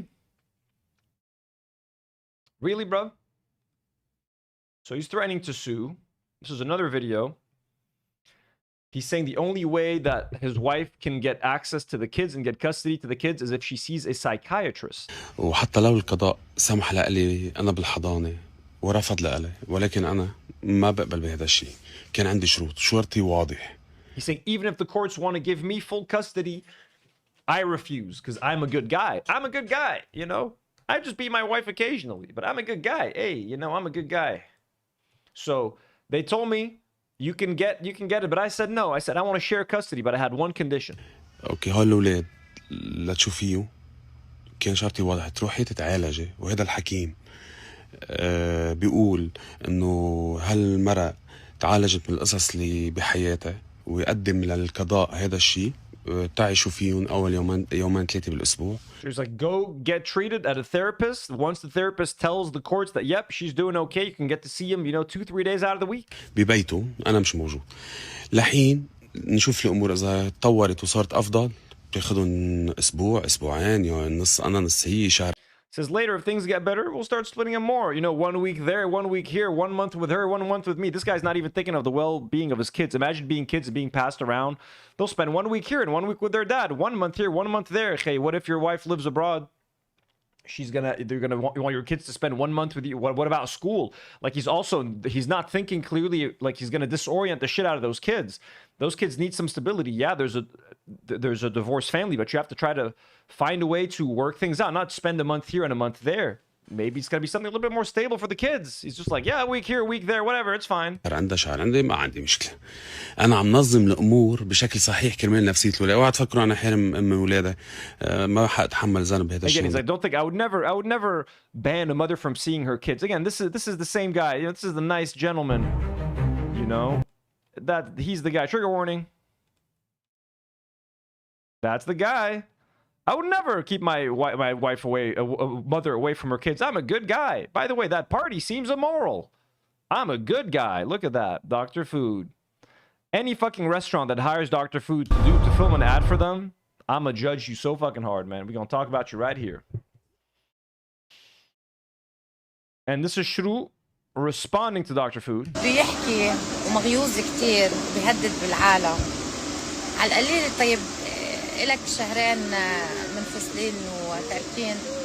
طيب كان بعت الدولار لحنا ويوسف اهتميت شوي. She's saying we've been broken up for 2 months. You haven't sent them any money. نضلنا نستغلها لهيدي الست لآخر رمق معها مصاري. ما بيأثر. كرمال حنا ويوسف يلي حيفخروا بأمهم ست الكل يلي كرمالهم. She's saying my kids are going to be proud of their mom. I mean, look, the kids are definitely going to side. If they watch that fucking video, there's no way they're not going to side with their mom. كرمالها هي طلعت من هالعلاقة السامة ومن هالأذى وحتعمل الحفلة وكل الناس حتجي وتهديدك. She's saying that her kids are going to be proud of her, how she got out of this poisonous, toxic relationship. خليلها إلك روح حل المؤبد وقضية المؤبد اللي عليك والمشاكل اللي علقانة عندك. خليني أفرح مرة بحياتي عمري ما شفت الفرح معك صراحة. Like, let me just enjoy one thing in my life. For all the time I spent with you, I didn't get any happiness. Nice little burn. بس مش هقول أكتر من هيك. الله يعينك. بكرة الصبح. She's like, I'm not going to say more than that. So just that, Dr. Food is... So I already bought my tickets, folks. I have canceled plans to... I'm kidding. No. Should we go to the party and get sued? Should we go to the party and make sure to film a lot of content? Should I spend $50 on the regular price ticket and go in there and just film the whole thing and see if we get sued by Dr. Food? Do we want to get sued by Dr. Food? Is that something we're trying to get? That would be good content. Lawsuit content does seem to do well on YouTube. Should we get sued by Dr. Food? Pretty evil Angel K. Pretty evil Angel K sends a $5 donut. Thank you so much, Pretty Evil. Pretty Evil Angel. That's so kind. Says, have you heard of reactive abuse? May offer some more insight into these convos of toxic relationships. No, what is reactive abuse?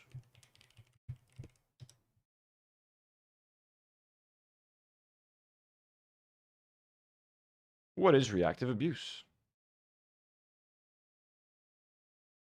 Reactive abuse describes situations where a person who has endured sustained abusive behavior reacts aggressively towards their abuser. The abusive partner often manipulates this reaction to shift blame and create a false narrative of so-called mutual abuse. More on this below. However, this behavior is self-defense, a response to ongoing harm, and should not be equated with abusive behavior. Let's see. So what is it again? Reactive abuse describes situations where a person who has endured sustained abusive behavior reacts aggressively. Oh, that's, yeah, you have to, of course. Yeah, definitely. If you're being abused, the least you could do is react. You're gonna at some point perhaps react abusively or defend yourself or, you know, be aggressive. Yellow Bentit says, Doctor sued. That's funny. That's funny. Should we do it? Let me do a poll. We need a new poll. End poll. So 81% of you would not watch a Johnny Depp movie in theaters. I'm proud of you guys. Proud of you guys. Start a poll. Should I attend the divorce party and get sued by Dr. Food? Start poll. Let's go. Okay, what else we got? I'm gonna do the bricks and minifigs maybe before.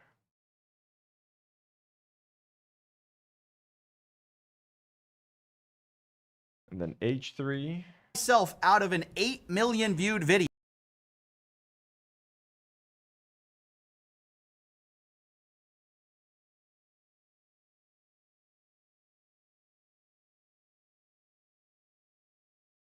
All right, I think we're going to do Ethan Klein now. I don't want to keep you guys waiting too long.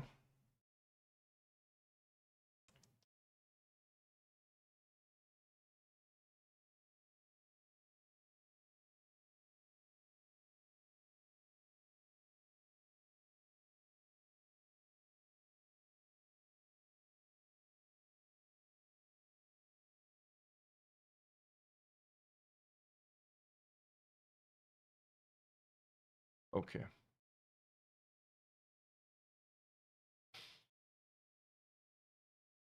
Okay. We're going to do Ethan and iDubbbz first, and then we're going to talk about the bricks and minifigs situation. I've been talking about the bricks and minifigs stuff on my other channel, but we're going to talk about it today a little bit. Polish says you and iDubbbz can fundraise for each other's legal funds. So everybody says 96% of the vote says yes, I should attend the divorce party and get sued by Dr. Food. I can't believe that it rhymes. It's still great that it rhymes. Quick update on the Ethan Klein lawsuit situations, his lawsuit with iDubbbz and Anisa, and even a quick update on his lawsuit with Frogan. Again, I don't like talking about lawsuits. I don't like talking about legal stuff. This was just a quick update because I think this is a good thing for Frogan because the default lawsuit is no longer going to be the default... what's the word? Ruling is going to be overturned, so that gives her a chance to actually be able to defend herself, etc., etc. This is from Kilo Tonic, says both parties in the H3 versus Frogan lawsuit have jointly agreed to set aside the clerk's entry of default, allowing Frogan to file a response to the complaint within 3 weeks. So apparently now Frogan has 3 weeks to file a response to the complaint that Ethan, basically to the lawsuit, I guess. So it's kind of like it's starting from scratch. Let's go, Frogan. She had mentioned that she was going to do some kind of fundraiser with Hassan to help pay for to help cover the legal fees. So that's exciting. Best of luck to her. And yeah, I don't have much more to say. Apparently, the default ruling is gone, so she gets to actually fight this thing, which is good to know. B. Now, Anisa shared some updates about the current lawsuit, the ongoing lawsuit with Ethan. Now, if you guys remember, again, Ethan was suing iDubbbz for showing the Destiny comment where Destiny accused Ethan of being a pedophile and molesting his own kids. iDubbbz did a live stream as Scorched Legume and had that tweet, that Discord comment in the back. And Ian did admit at the beginning of the stream that, like, hey, I don't agree with this. I think this is kind of fucked up, but why isn't Ethan talking about this? Why isn't Ethan addressing this person? Why isn't Ethan, like, suing this guy who said this horrible thing about him while he's out there suing all these other creators for doing way less worse things? Ethan didn't like that, decided to sue iDubbbz. Then Ethan was like, I will drop the lawsuit fully if you apologize. And I wouldn't ask for I wouldn't even ask for an NDA or something. Here's the video. That's it. I mean, that's pretty much it with the iDubbbz stuff. So, you know, and GG. My attorney wanted to include like a non-disparagement and stuff, and I told them no non-disparagement. They can say anything they want about me. We can talk about each other. It's not about silencing him at all. But yeah, I made a point. I'm dropping it. He can continue to say whatever he wants about me. And I him. So he repeatedly said, I'm dropping the lawsuit. Here was his comment. He was like, yeah, if iDubbbz makes a sincere apology, I will drop the lawsuit. iDubbbz made a very sincere apology, posted on his main channel, got a ton of views. Ethan even responded, and this was like maybe like the day after Oliver Tree's death. So you thought Ethan was like in this space where he's feeling a bit more forgiving, a bit more loving, maybe inspired by his friend Oliver Tree, wanting to do the right thing and stop this bad blood. So Ethan leaves a comment under Ian's video, says, hi Ian, I appreciate the thoughtful apology. It means a lot. I've instructed my attorneys to drop the lawsuit entirely. Mirroring what he said on the show, if I get a sincere apology, I will drop the lawsuit, and no NDA, nothing. So we all expected the lawsuit to be dropped, for that to be the end of the story, but no. Ethan apparently added a provision in that lawsuit, a provision for an NDA, essentially. This was part of the lawsuit.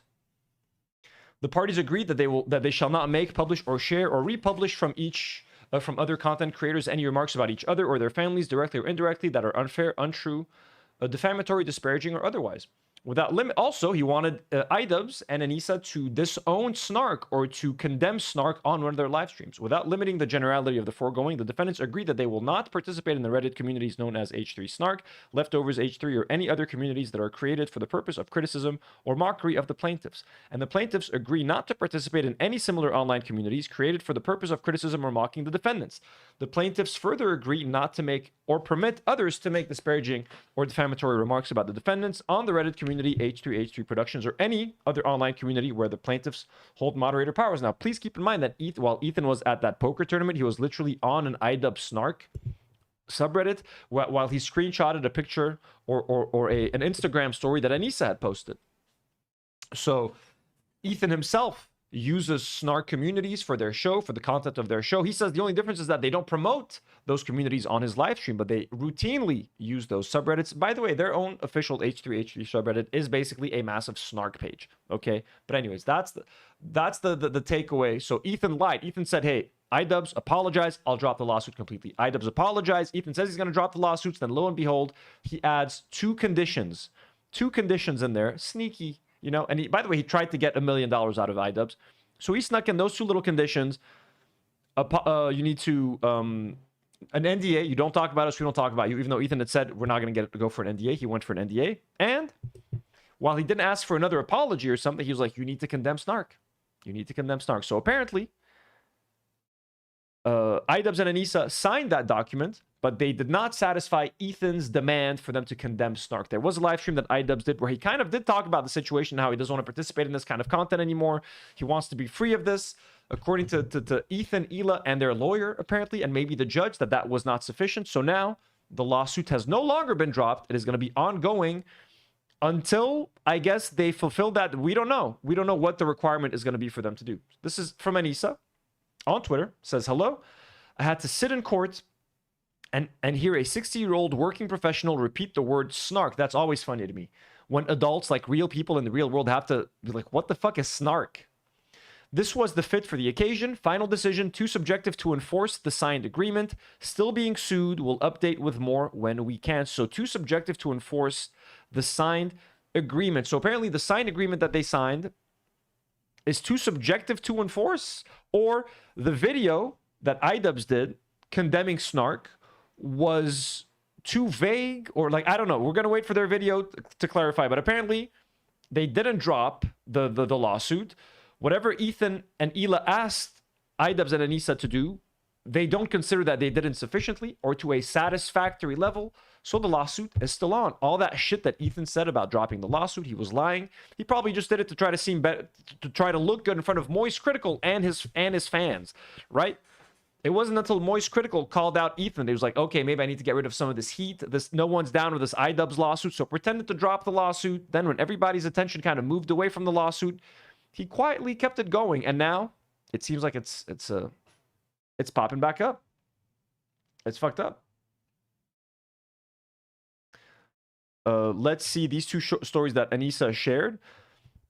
Says people rightfully are confused on whether Ethan dropped the lawsuit or not. The short answer is no. The apology, which Ian did truly of his own volition, without any instruction from Ethan's legal team, was not enough for Ethan to actually drop it. That's all I am choosing to say at this moment. Did he drop it? No. Did he say he would drop it publicly? Yes, that is absolutely true. Ethan did say, if I get an apology, a heartfelt apology, which he did receive, I will drop the lawsuit entirely. He confirmed it twice. Did not do it. Did not do it. He had to add 2 conditions. And this is Anisa's caption from Instagram. Says, yesterday I got to put on a suit and drive 3 hours just to sit in a courtroom. Did we get the answer we had hoped for? No. Will I be wearing more suits and making more drives in the near future? Probably. But at least we are doing it together. Had an excuse to grab a coffee and listen to a new podcast and hang out. I'm lucky. I feel that every day, especially on days like yesterday when I couldn't imagine doing this with anyone but my husband. Let me look at Anisa and Ian finding the positive in a justifiably shitty position. You know, this is objectively a shitty position from any angle you look at it. And here's them choosing to look at it in the best way possible. It's more time spent with Ian. You know what I mean? You get to wear some fancy clothes. You get to discover a new podcast, go on a little road trip, grab a little coffee, discover some new hole in the wall type joints. So what a great outlook to have. I hope they're in the clear from like getting sued for like still that $1 million. I hope that like by them failing to maybe meet the demands that Ethan put out there, there's still another way to resolve this thing without it going back to like, all right, we want $1 million in damages, because that's what Ethan and Hila are trying to get out of iDubbbz and Anisa. It's in Stephen Asarch's video. He got all the legal documents. I hope he's going to do that now. I think it's going to be Stephen Asarch's thing. But yeah, it's kind of that's where they're at right now. And yeah, so, and for anybody wondering, well, why is Anisa getting sued? We know why iDubbbz is getting sued. iDubbbz put up Destiny's comment, even though Destiny should be the one getting fired. iDubbbz is the one getting fired for what Destiny said. But why is Anisa included in this? Why is she having to go listen to a lady talk about snark? Isn't it just iDubbbz who's supposed to go there and deal with that? Well, apparently no. Apparently we finally found out why Anisa is getting sued. This is from Rusty Shackleford. It says this is why Anisa is being included. This is from Anisa's Instagram. It says, more solid clarification. Sorry on my part. The specific wording in the suit is a quote from me commenting on the tweet I had made previously in passing in Ian's live streams. Here's the reason why I am included in the lawsuit. So on or about March 24, 2026, Anisa Jama published a statement suggesting Mr. Klein was on drugs in one of his online videos, stating, bro is on something here. His pupils look as big as his iris. He's cooked. So literally it's when Anisa shared like a tweet and wrote like drugs, ? Ethan is suing her for suggesting that he's on drugs on like Twitter. Isn't that crazy? Isn't that crazy? Anisa published a statement suggesting Mr. Klein was on drugs in one of his online videos. Like, is it wrong to be like, hey, is this person on drugs? Like, you can't even say that. Bro's on something here. His pupils look as big as his iris. He's cooked. This is why she's being sued. Isn't that crazy? Yo, Samsum sends a €2 dono, says, sing happy birthday to Rave. Let's go. Thank you, Samsum, for the dono. Happy birthday to you. Happy birthday to you. Happy birthday to Ravy.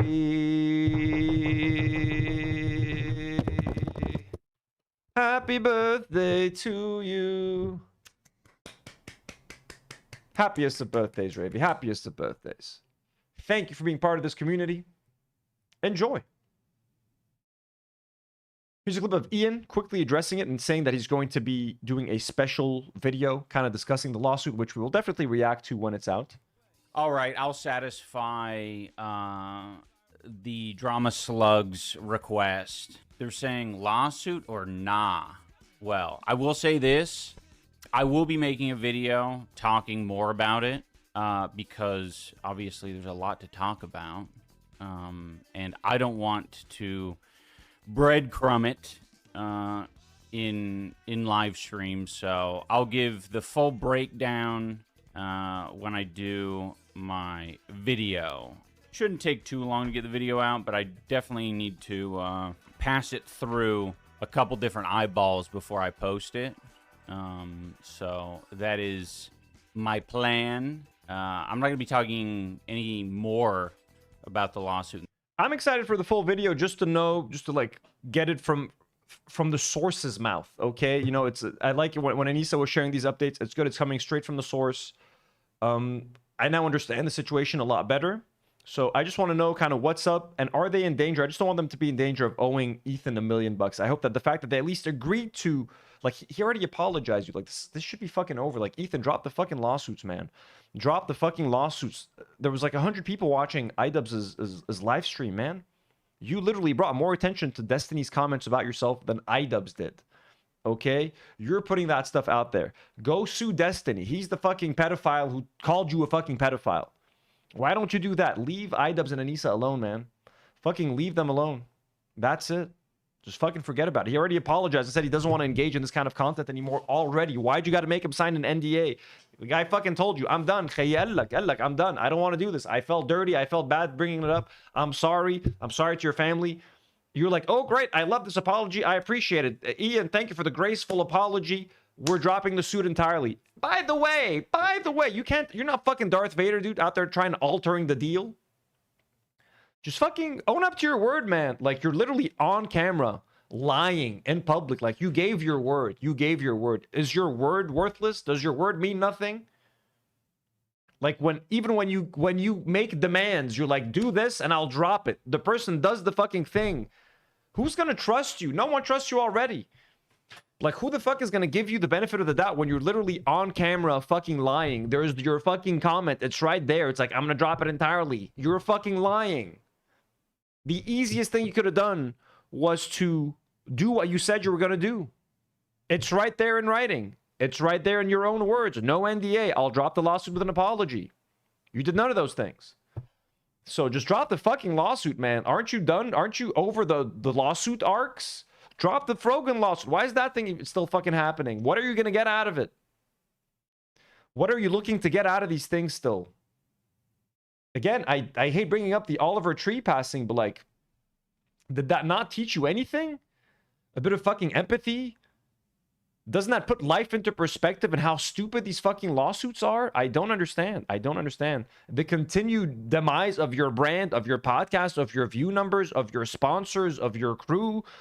What the fuck is happening? Samsung with another €2 donor says another happy birthday to Mauricio's sister. Let's go, Mauricio's sister. Happy birthday.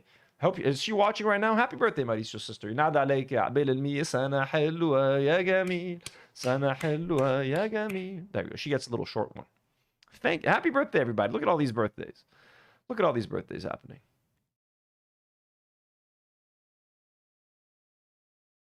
So that's pretty much it. These were again Ethan's stories on the lawsuit.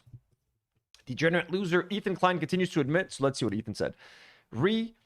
iDubbbz's lawsuit. My one condition for totally dropping it is so laughably small and easy that you will realize that Ian and Anisa are just doing this for attention. I'm going to respect the Canadian legal system and not talk about the ongoing negotiations, but if you knew what I asked for, you would laugh at how silly it is. The truth is, we already signed an agreement which they have reneged on and are trying to... You reneged on your statement of dropping the lawsuit with an apology.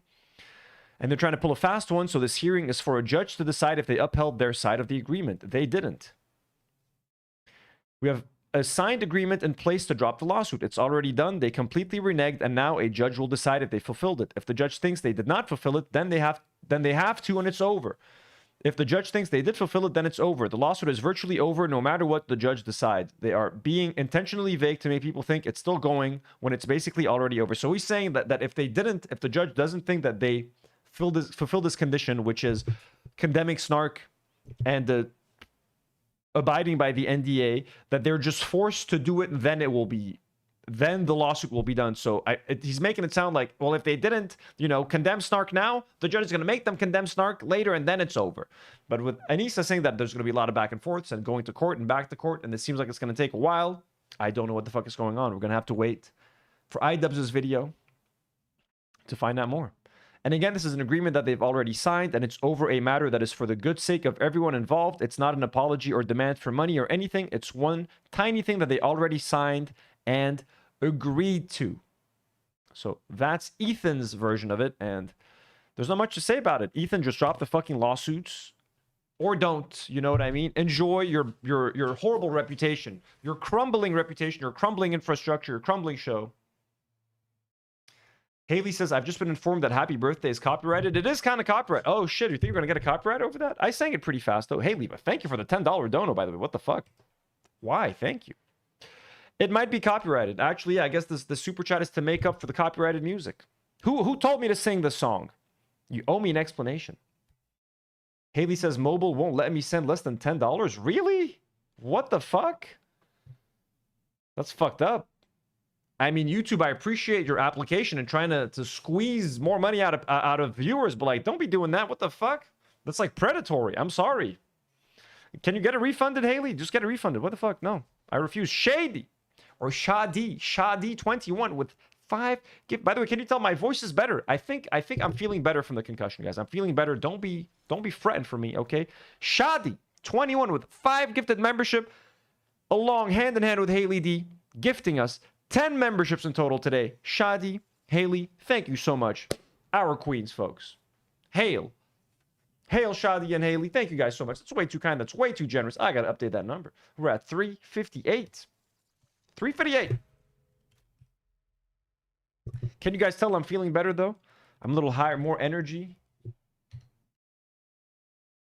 That concussion's got nothing on me, folks. That concussion. Maki, you hear that? I'm alive and well. I'm alive and well, Maki. That's way too kind, guys. That's very kind.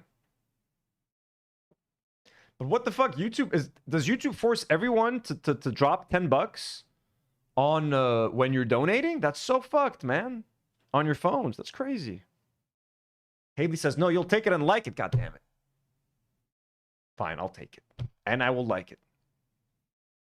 I'm going to quickly move on to a topic that I covered on Tino's Playroom, my other channel. By the way, link is pinned on top or the bottom of the live chat. As you guys know, I recently have gotten into Lego.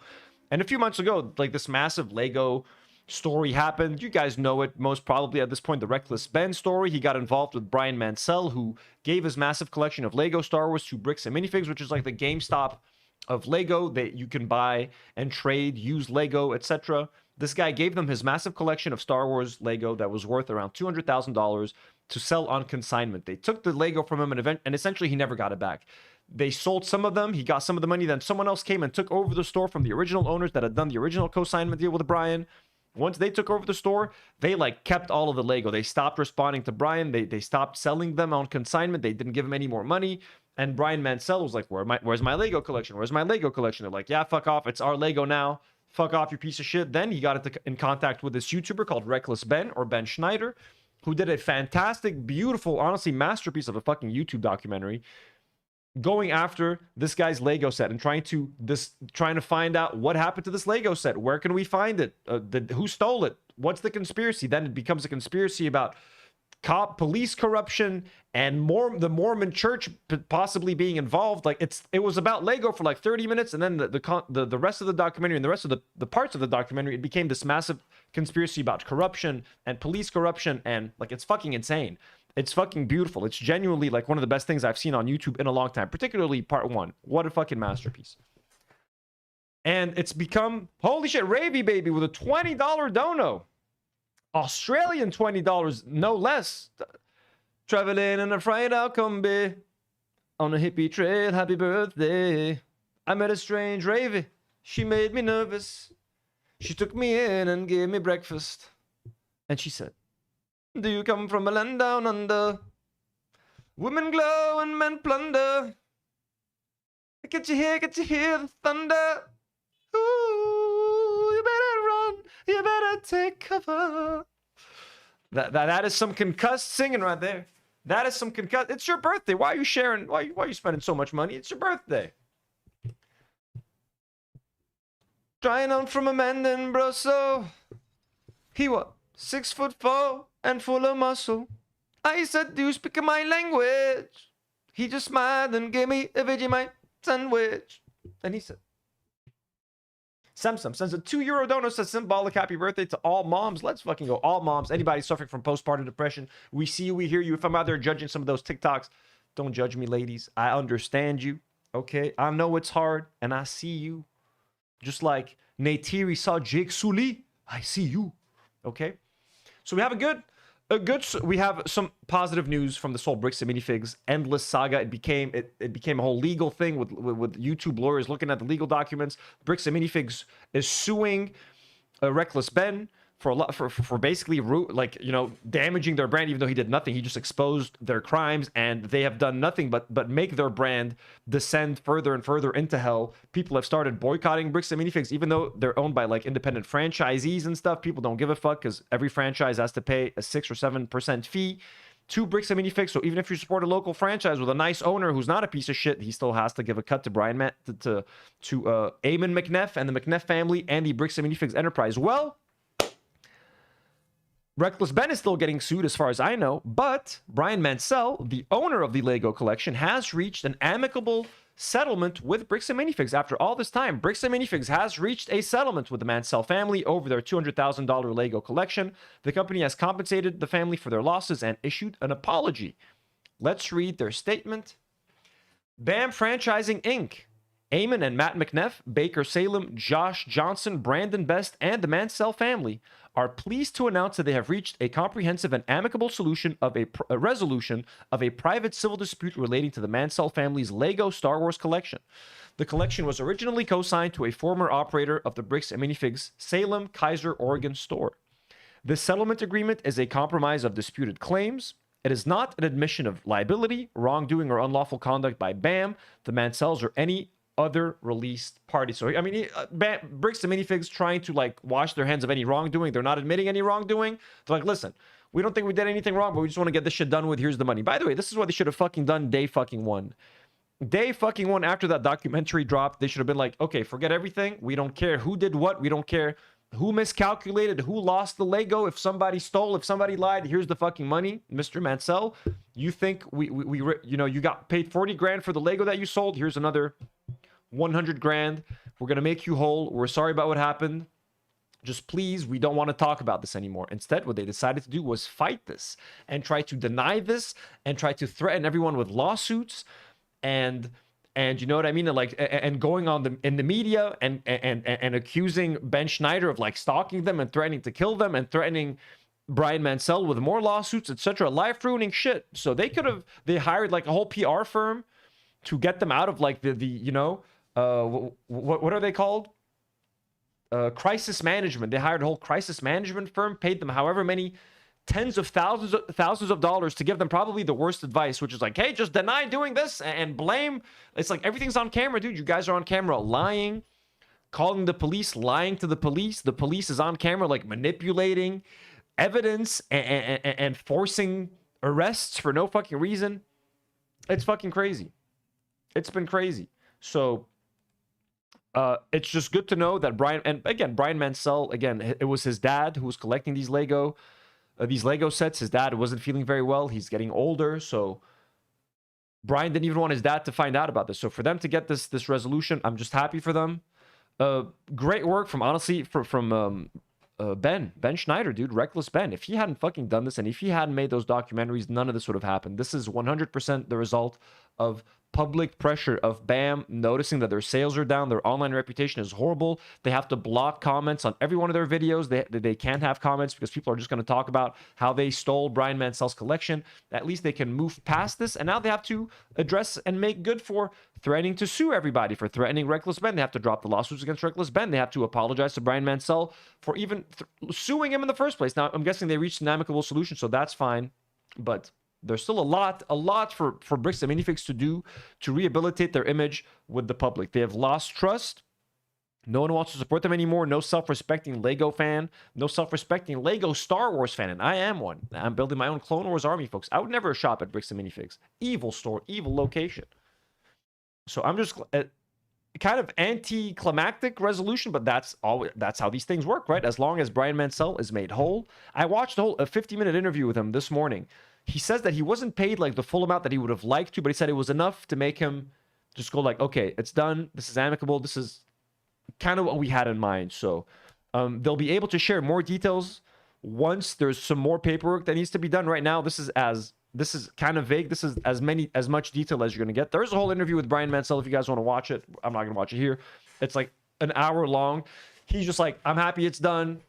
It's over. I can't disclose much more than that, but he does have the way the settlement was structured. He does have the liberty to share his story still. So we will be hearing more from Brian Mansell down the line. Here's CoffeeZilla talking about the situation. I can finally talk about it. My behind the scenes work with the Mansell family, Bricks and Minifigs, the settlement that finally happened. Although the story is not over, I'm going to give you the behind-the-scenes look to show you how self-inflicted this wound for Bricks and Minifigs really was. It's unbelievable. As bad as you think it is, it's so much worse. I literally, behind the scenes, nobody... They could have saved their business months ago. And I've said that before. Owners, franchisees, independent franchisees of Bricks and Minifigs should get together and do a class action lawsuit, file a class action lawsuit against corporate, because corporate literally ruined the reputation of every single store in their franchise. Abso-fucking-lutely, dude. They should all get together and file a class action lawsuit, because that guy, Eamon McNeff, turned this into a PR shitstorm. There were 100 ways to address the situation and make good with Brian Mansell and make good with the fans. They chose to do the exact opposite. At every single chance they were given to make things right, they made them worse. Knew until now was secretly trying to talk myself out of an 8 million viewed video, guys, that I did 2 months ago. The saga is still going on. Thousands of YouTubers are paying their rent every month with the Lego drama checks, and we tried to stop it early on. I mean, we tried to put an end to this thing. It was obvious what the solution always was, and I want to show you some of the behind-the-scenes work. It wasn't just me, by the way, and ultimately, I wasn't successful, okay? You know, obviously, lawyers had to get involved. It got super expensive. Months went on where the obvious thing didn't happen, but my... Archer sends a $2 donut, says, can you do a random 10-second countdown? For no reason, of course. 10, 9, 8, 7, 6, 5. Ground control to Major Tom. 7, 6, 5. Selecting countdown, engines on. 4, 3. No. And may God's love be with you. 1. There you go. Special kind of countdown. Point is, this got so... Ground control to Major Tom. Commencing countdown, engines on. Take your protein pills and put your helmet on. Here am I sitting in a tin can, far above the world. Planet Earth is blue and there's nothing I can do. Bow, bow, bow, bow, bow, bow, bow. Dragged out. This is a story that should have lasted exactly 6 seconds, that seemingly has been going on for months now and will probably take, over a year longer. I mean, we have still litigation ongoing. So I want to break all of that down for you today. I've been holding on to this, knowing that eventually I really want to talk about it. I didn't sooner because I didn't want to torch the chance of any deal. Obviously, we now saw one come to light, and so that's why I feel comfortable talking about it now. And I'm only going to show just a few of the messages to prove the point, which is that everyone knew the solution literally months ago, and rather than doing that, the hard way has been chosen every step of the way. Like the worst possible decision has been chosen repeatedly. Rahul Hussein, thank you for the reminder. Yes, everybody, I am. I may or may not be concussed. I think it's a light concussion. My cat Maki fell on my head while I was sleeping from a very high distance. He weighs 4.5 kilograms. Fell on the back of my head while I was sleeping on my side like this, innocently.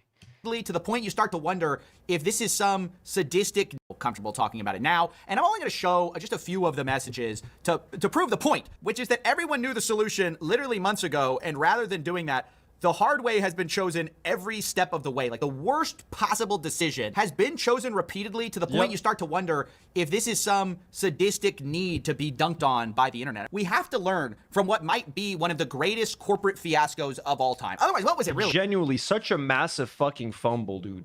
Like, oh my fucking God, dude. Like, anyone could have fucking told you. Just apologize to the Mancells, make them whole, put out a statement, be like, we're sorry. Hire Reckless Ben to do some promotion at your store. It's done. Problem solved. You dragged this out for months. You gave Reckless Ben hours upon hours upon hours of content for him to sift through and to make you guys look stupid, bad, corrupt, evil. And you dragged down hundreds of franchisees with you. You dumb fuck. Worth, guys. I mean, yes, finally, the Mancells are being paid, and I am happy about that. Here's the official story. The Mancells confirmed they've been compensated by BAM for the losses associated with their consignment arrangement. We don't get an exact dollar figure, but it's probably somewhere in the realm of what would make the Mancell family feel good. But bear in mind, this is all under the context of they were also sort of being sued in a RICO lawsuit during that time. So it does feel a bit under duress. Again, I want to discuss this in more detail, but before I do, I want to take you back to when all of this started for me personally. Now, this is an email exchange with... I forgot, I watched CoffeeZilla's video on Tino's Playroom on my second channel. Reckless Ben, who of course is the guy who started the whole saga and, you know, basically caused the Mancells to get kind of compensated in the first place because he's the one who applied the pressure to Bricks and Minifigs. He contacted me on May 26th, 2026 to just kind of, you know, pitch the idea of me covering this story. Immediately, I kind of looked into it and I decided not to do it. I did not want to get involved early on. It's not that it wasn't important. Oh, Reckless Ben reached out to CoffeeZilla. That's fucking awesome, dude. That's cute. It's just that I felt like all I would really be not wanting the story. Wait, let me see it a little bit. May 26th, 2026, to just kind of... Hey, my name is Reckless Ben. I run a YouTube channel. Oh, you guys can't see CoffeeZilla. Says, my name is Reckless Ben. I have a YouTube channel with about 500,000 subscribers, and I'm currently finishing a documentary involving Bricks and Minifigs franchise dispute tied to roughly $200,000 worth of Lego. What started as a local consignment issue escalated into alleged corporate blah, blah, blah, ownership claims, shutdown police involvement, recorded statements. I have contracts, court filings, recordings, emails, body cam, and direct... Penguin Zoe already reacted to the story, and I'm now appearing on larger comment. I thought it might fit the type of investigative stories you cover because, okay, that's kind of cool. You know, pitch the idea of me covering this story. Immediately, I kind of looked into it. Haley, have a good night, Haley. Thank you so much for today. It says LMFAO Samsam. Then it says it's translated to I'm alone. What the fuck? Haley, thank you so much for today, for the generous donos, for the gifted memberships. Let's fucking go. Our senior moderator, folks. Haley. We salute you. 5, 4, 3, lift off. And I decided not to do it. I did not want to ground control to Major Tom involved early on. It's not that it 7 commencing countdown, engines on. It wasn't important. It's just that I felt like all I would really be doing is rehashing whatever. Take your protein pills and put your helmet on. Said, and I just wasn't interested in that type of thing. I said, I'm not sure how much I could add to what's already been said, and given that you and the wider community seem to be handling it well, I'm inclined to watch it from the sidelines. That's May 26th. Thank you, Haley. Sarah, if I feel better by tomorrow morning, then no. If I feel still a little wonky, I might go see a doctor tomorrow. Don't y'all worry. So honestly, I wasn't even going to get involved in the first place. You would have never heard the word CoffeeZilla Lego scandal had it not been for what happened the very next day. So on May 27th, 2026, this gets filed. A massive lawsuit against Reckless Ben that in total was like over $1 million. Bricks and Minifigs puts the gloves on and decides rather than, you know, just pay people back, they're going to fully go to war with the YouTuber who started it all. And by the way, they're still going to war with him. They still are trying to bankrupt him, in my view, and they're still trying to destroy him for what he did to their brand. They feel like he wronged them and whatever. And that's why I say, despite the Mancells now being, you know, paid back for this whole thing, it actually doesn't fully end the saga because we still have Bricks and Minifigs trying to basically destroy Reckless Ben's life. And it's in... Okay, so here's what I would say about the situation. I think Brian Mancell, knowing that the only reason he even got the settlement was because of Reckless Ben's work, Brian Mancell should have had a condition like, okay, I'll settle with you guys, but you got to drop the lawsuit against my boy Ben. It feels kind of weird It feels weird for Brian Mancell. It feels weird for Brian Mancell to accept the settlement. I mean, look, you can't blame the guy for wanting a bit of money, but like he got 10 times that amount of money in the GoFundMe. So technically, but like he Bricks and Minifigs needs to pay, not him, not the people. That GoFundMe was for a lawsuit. But I feel like he should have stood up for Ben. Like, listen, Ben stood up for me. I got Ben's back. You drop. He should use whatever leverage he has to help Ben. And I feel like by him kind of accepting, but I'm sure Reckless Ben in the back was like, dude, fucking take it. Take your money. Take what you can get. We'll figure our shit out. You know, we got money from the GoFundMe as well for the lawsuits. Like, don't worry. We're not going to lose this. So... But I think like I'm no forgiveness for Bricks and Minifigs until they drop the shit against Reckless Ben. No forgiveness. Zero. That same lawsuit, by the way, with Ben, that we also have Brian Mancell personally being listed as one of the defendants. So he himself was being sued in this giant lawsuit as well, which just struck me as so deeply wrong. And so I, against, you just saw, I said, I'm not going to get involved with this. I, against, my initial thought, said, okay, May 28th, this is the next day. I've seen a bit more of this play out, and I'm starting to have some stronger feelings about this, particularly given the legal threats against yourself and others. What's a good number to reach out, etc. So this is when I first get involved. Now, what I'm telling you is I was never going to investigate this. I had other stuff going on, other investigations happening, and I see this extreme overreaction from Bricks and Minifigs Corporate to basically try to destroy the life of a YouTuber who frankly brought an injustice to light. Now, I start investigating, and it's at this point that I begin to speak to everyone. At first, it's just to do the investigation part, but while I get access to everyone, I start realizing, man, I kind of hope I can broker a deal here. Like, it seems obvious, like so obvious to everyone involved that the Mancells need to be paid. And he shouldn't have ever been part of this ridiculous $1 million plus lawsuit that would definitely inflict more pain on him. And he's the victim in this. Why is this happening? So it was obvious to me he was going to have to be made right. And also, like, he'd have to be dropped from the lawsuit. So I start to engage in what is basically like a non-lawyer, hey, let me just kind of back channel, hopefully a resolution. It was pretty obvious to me. Lawyers are just going to complicate this. It's a very simple answer. You just have to pay this guy and walk away. And then honestly, what is the story after that? Like, guy gets paid what he was owed. Like, initially he was wrong, but then the corporate makes it right. Like, it seems like although they wouldn't have made it right in time, this is late May, early June. I mean, the story had kind of gotten some traction, but not nearly as big as it was going to go.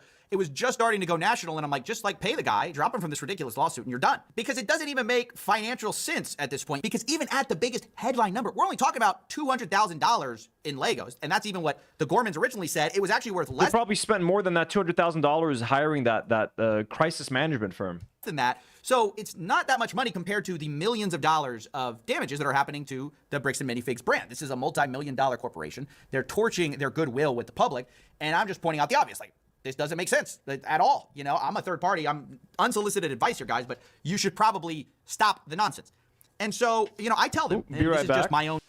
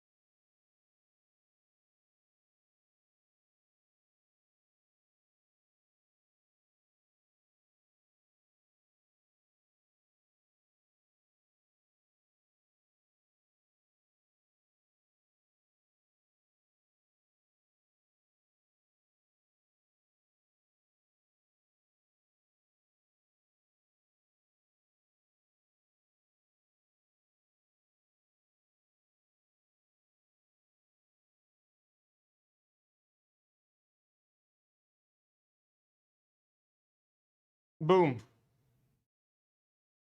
Text, okay? I say, I'm trying to back channel a solution that I think is probably inevitable anyways. Brian has to be made whole and dropped from the suit.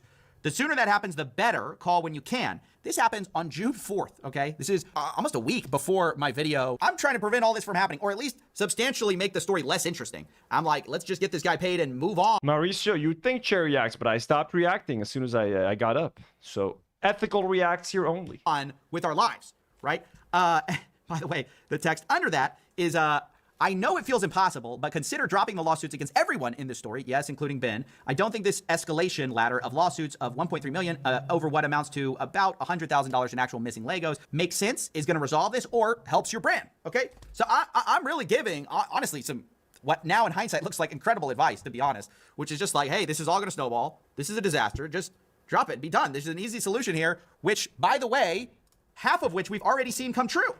Literally, we saw it just now. August 19th, they dragged it out in the media for 2 months, letting their brand be tarnished, you know, by their own actions, frankly, because they knew early on that they could have gotten this done earlier. And basically, by the way, just so you know, a lot of the breakdown ended up being that they disagreed on dropping the RICO lawsuit. Like, would they drop the RICO lawsuit before mediation, after mediation? There's a big disagreement about that. And that's kind of where my part fell apart, and I washed my hand of it, and I said, I can't help you guys. Basically, there was no bridging that gap, because one party's saying, like, you have to drop the RICO lawsuit before we can settle these missing Legos. And the other side's like, well, come to the table and we'll talk. You know, it's like, okay. Ultimately, there was just too big of a lack of trust. And the lawyers continued to get more and more involved. And ultimately, you know, got it done after months of work. And I'm sure they all took their piece. That's kind of what's sad about this whole thing, is like, I think the real winners here are sadly the lawyers. The biggest and the crisis management from, yeah, the lawyers definitely. Losers are Bricks and Minifigs out of all of this, because they have stretched what should have been basically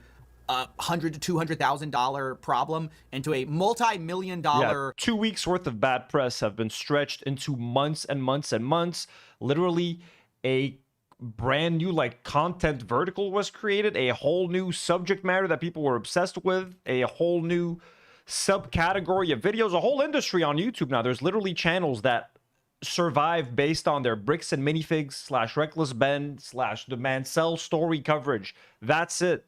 Like, this lawsuit kind of ending, at least the Brian Mansell one, is going to be kind of problematic for that whole industry. Now, there's still the lawsuit against Reckless Ben that's still going. They're still suing him. But a whole industry, a whole generation of YouTubers have gotten their start now by covering this story. This is, to some YouTubers, what the Johnny Depp versus Amber Heard trial was, you know, following up on this story. Loss for themselves.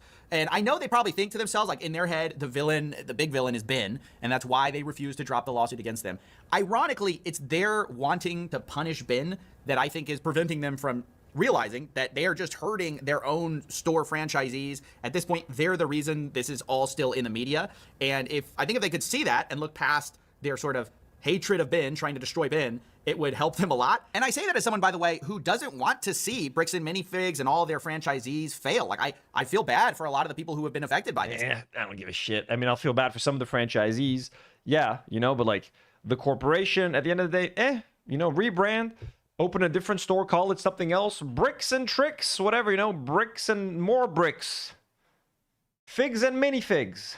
I'm also not a person who blamed them for all of the problems, right? If you see my original video, there were a lot of people who actually shared some of the blame in how all of this got lost, right? Like, you had the Gormans that had some accounting issues. You had some missing Legos at the store. You had some side deal stuff. So you had a lot of different elements that made up these missing Legos. I not only fully acknowledge that, we are the ones who brought that to light. And yet, I'm telling you, as someone who's seen it from behind the scenes, the reason this story has had legs for so long is all of these escalations and unwillingness to drop all of this legal stuff. The irony, of course, is that they think Ben is the monster who's destroying their company, when in actuality, I think if you look at the facts of the case, it's them. It's their decisions that have caused people like myself and the entire world to get interested in this story. So while I think it's fair for them to criticize some of Ben's methods, and I think that some of them were a little bit extreme, at the end of the day, the larger picture is that he got somebody who was wronged paid back money. It's obvious to everyone that Bricks and Minifigs would not have made this settlement without Ben being involved. Exactly. He did his thing, man, and he did it great. So you can't on the one... Shout out to all the pets, all you pets. Everybody's such a good boy. Everybody's such a good girl. You're a good dog, good cat, good kitties. All of you, such good boys and girls. hand excuse Brian Mansell from this lawsuit, pay him money, literally apologize, saying, quote, BAM has issued an unqualified apology to the Mansell family for the losses and pain suffered, and yet keep up the lawsuit against the guy who brought it to light in the first place. The lack of self-awareness, the lack of the ability to say, hey, unequivocally, we were wrong. We are not hedging with lawyers. We're not, we're not suing people. We are just fully apologizing and making things right. That was always the answer. It still is the answer, and they can still choose that path if they want to. But given our current history, I won't hold my breath. I expect a long, drawn-out legal campaign that makes no one but the lawyers rich. Anyways, that's basically... And the law tubers, that's what's going to happen, dude. Law tubers are going to get rich from this fucking thing. I just hate it when a topic becomes legal heavy, lawsuit heavy, reading documents, depositions. It's like, what the, come on, man. It's not what YouTubing's about. It's not what live streaming's about. But congrats to the Mansells. Must be terrifying to give someone something worth $200,000, a Lego collection that your dad has spent years building, for them to be like, oops, we lost it, by the way. It's not yours. Whatever you left here is ours now. We don't do consignments. Bye. It's like, what? What, motherfucker? You doing what now? Okay, there was a couple. I had some like Israel war stuff to cover. I'm not gonna do that today. This episode is too lighthearted to jump to that. Plus my head. I'm quickly gonna talk about the Warner Brothers and Paramount merger, which some weird shit's happening there. As you guys know, Paramount Pictures, owned by David Ellison, the son of Larry Ellison, mega Zionist Larry Ellison, who donated over $16 million to the Friends of the IDF back in like 26. I can't remember what year he did that, but like he's a massive donor to the IDF, massive Zionist, massive believers in the Zionist project of Israel. His son, David Ellison, his dad bought his son like Skydance. Skydance recently acquired Paramount Pictures, and now Paramount Pictures, headed by David Ellison, is trying to acquire Warner Brothers. They successfully went into a bidding war against Netflix. Paramount ended up winning the bid to get Warner Brothers. As you guys know, the Ellisons are very close to the Trump family, all that sort of shit. And if they were to control Warner Brothers and Paramount, that would create some sort of like close to a monopoly in the market. People don't want it. It's horrible. More consolidation in the entertainment industry is worse. There's less jobs for everyone, less opportunities, less places to take your projects to get made. You know, Disney already acquired Fox a few years ago.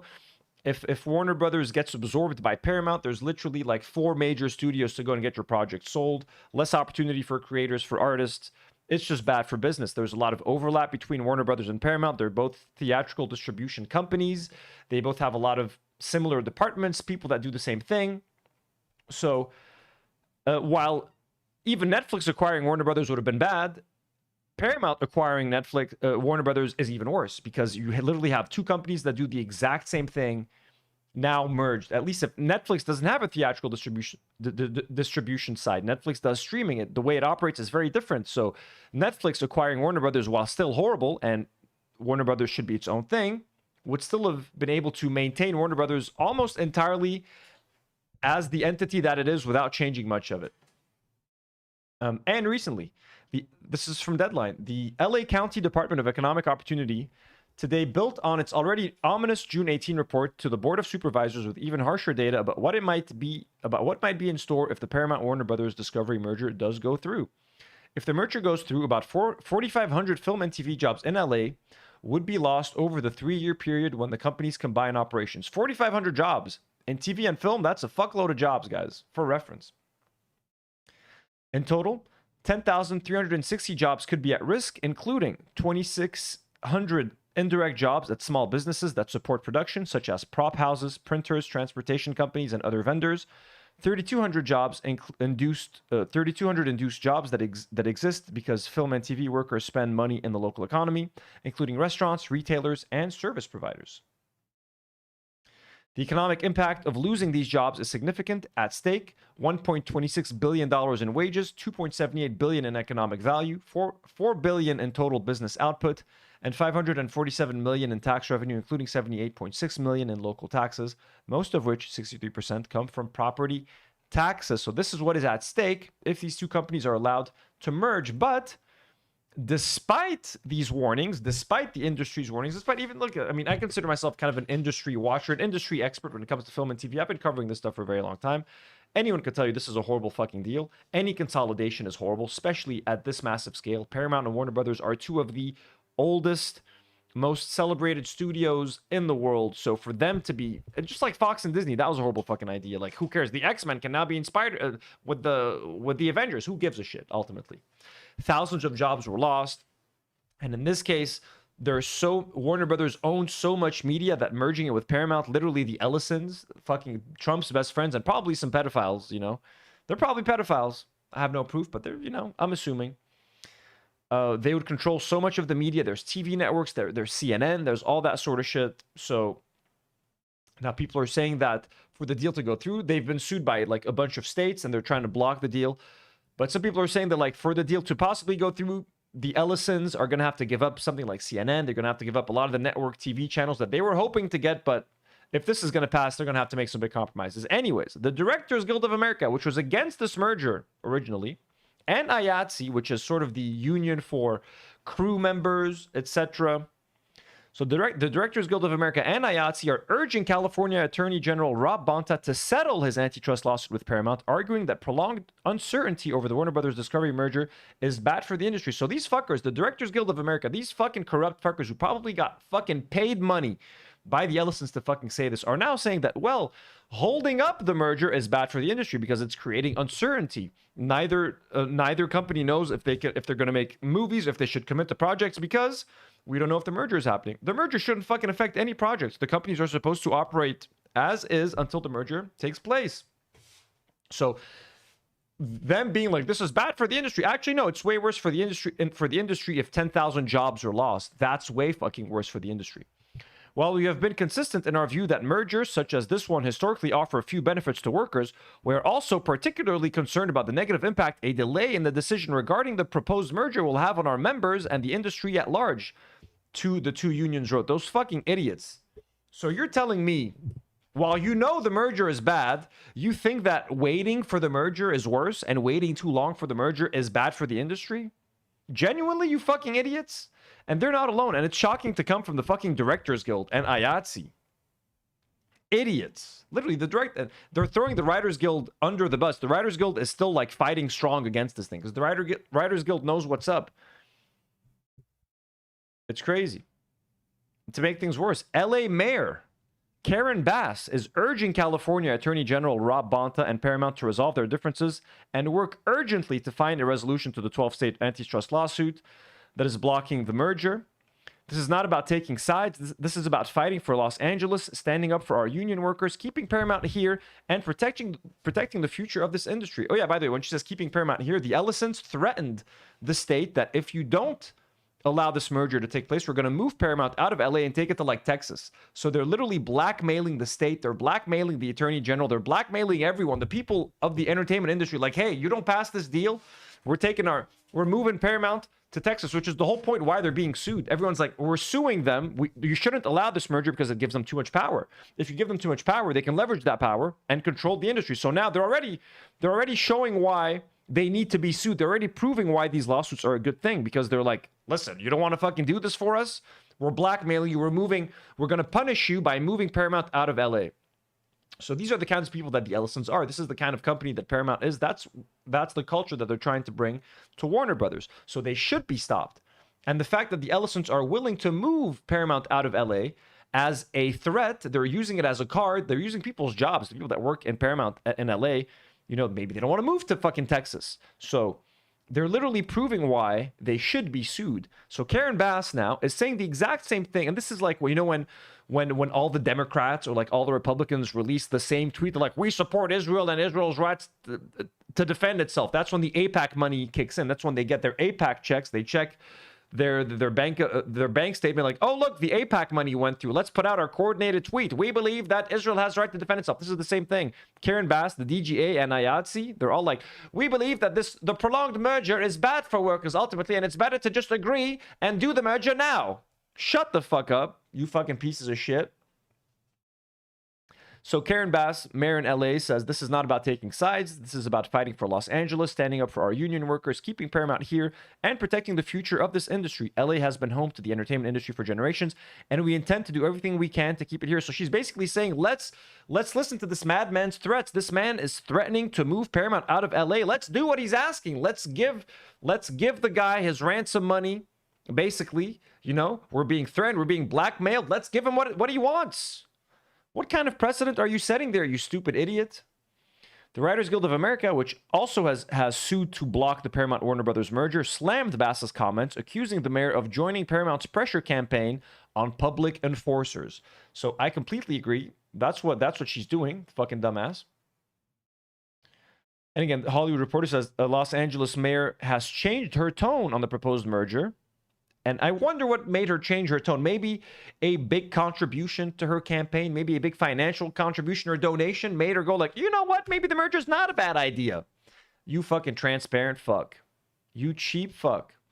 But LA mayoral candidate Nithya Raman says legality of Paramount Warner Brothers merger should be decided in court. She's not accepting any Ellison money. She's not accepting any cash. She'd be like, well, maybe they should merge because maybe all this waiting and uncertainty is bad for the industry. She's like, nah, fuck that. She's like, fuck that, dude. So respect to Raman. And the Writers Guild rips LA Mayor Karen Bass for supporting a false choice in Paramount. Let's read what the WGA had to say about Karen Bass's decision.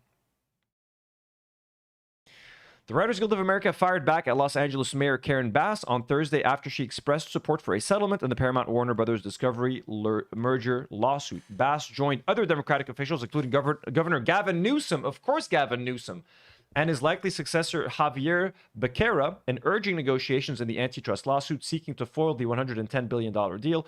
California Attorney General Rob Bonta, who is leading the action taken by 12 states in parallel with a filed suit, has indicated no willingness to engage in talks with Paramount. Let's fucking go. Rob Bonta is a big guy. And by the way, another threat that Paramount is kind of doing. They've already threatened to move Paramount out of LA. Paramount also, the idiots that they are, and all of their wisdom and their confidence in this deal going through, they put a provision in the merger with Warner Brothers. They said that if we are unable to finalize the merger by October of 2026, so in a few months, we will pay you. Was it about $6 million a day? They literally put in the contract just to prove to Warner Brothers how serious they were and that they could secure the money for this deal. They're like, if the deal is not finalized by October, whatever, we are going to pay you $7 million a day. That date's coming up. They're not going to be able. Now, the minimum amount, because of all the lawsuits that they're getting, they're estimated to owe at least about $1.8 billion in late fees to Warner Brothers. They're now trying to pass that off to the state of California. They're now saying that, well, it's the Attorney General who's delaying this acquisition. So if it does go through, we have no intention of paying that $1.8 billion to Warner Brothers. The provision that we ourselves added to the contract as a sign of confidence. So they put in their own contract that they want to pay Warner Brothers $7 million a day until the contract is finalized. Then once it's not finalized and they're running into some speed bumps as they knew they should have, they're not being like, well, no, we refuse to pay that. It's the state that needs to cover this. They're delaying this process. So they're not only are they moving Paramount from LA as a blackmailing technique, they're also using the fact that they want to make the state pay for those penalties that they themselves confidently added to the contract. Those fuckers. So let's see what the Writers Guild has to say. Bass joined other Democratic officials, blah, blah, blah. That's not a surprise given the series of legal wins he has notched in the case over the past several weeks, including the setting of the trial date for next March, far later than Paramount requested. The company is due to start paying, there we go, Warner Brothers shareholders a ticking fee of $650 million per quarter if the deal has not closed by September 30. We are disappointed that Mayor Bass has chosen to join Paramount's pressure campaign on public enforcers to push through a merger that is being rightfully challenged as illegal and will lead to job losses in the entertainment industry. The WGA asserted, adding that she spoke after a report to the LA County Board of Supervisors estimated that thousands of jobs will be lost if the merger proceeds. Yeah, we said it was 4,500 jobs minimum, up to 10,000 jobs. Bass made the comments earlier Thursday during a news conference While there are varying perspectives on the proposed transaction, today we are united around one clear message. It is time for all parties to come to the table, she said. The continued uncertainty is not good for workers. It's not good for production. It's not good for the future of the industry. Also, Cinema United, which is the union, or like not, it's like the association of all cinema owners, but it mainly has three main players: AMC, Regal, and Cinemark. Those are the three main players. The Association of Movie Theater Owners, also known as Cinema United, I think it's called Cinema United, also came and made the exact same statement as the DGA, IATSE, and Karen Bassett. Like, we think that the more you delay this, it's going to hurt cinemas. We just got over COVID. We just got over the writers' strike, which caused a lot of delay in movies, and it caused a lot of pain for the movie theaters. We're afraid that if Warner Brothers and Paramount are still not sure, it's going to lead to less films coming out in theaters, blah, blah, blah. So now you have the movie theaters who have also been bribed by fucking Paramount. They've been bribed by David Ellison to make the exact same statement. The more you delay this, the more you're going to hurt the industry. Well, in fact, allowing the merger is what really going to hurt the industry, because you're limiting the outlets of creativity. And you're giving all this power, all this media, all this intellectual property to a bunch of Zionist fuckers, Republican fuckers, who support pedophilic presidents like Donald Trump, etc., etc. So there's so many cucks now and bootlickers that have sold, their soul. Let me see if I can find the Cinema United one.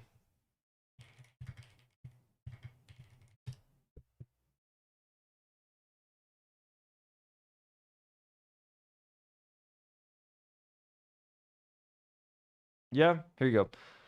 As Paramount continues battling state attorney generals to close merger with Warner Brothers, Cinemark, the nation's third largest chain, has joined the top two circuits in supporting the $111 billion. The top two circuits means, I think they're talking about AMC and Regal cinemas.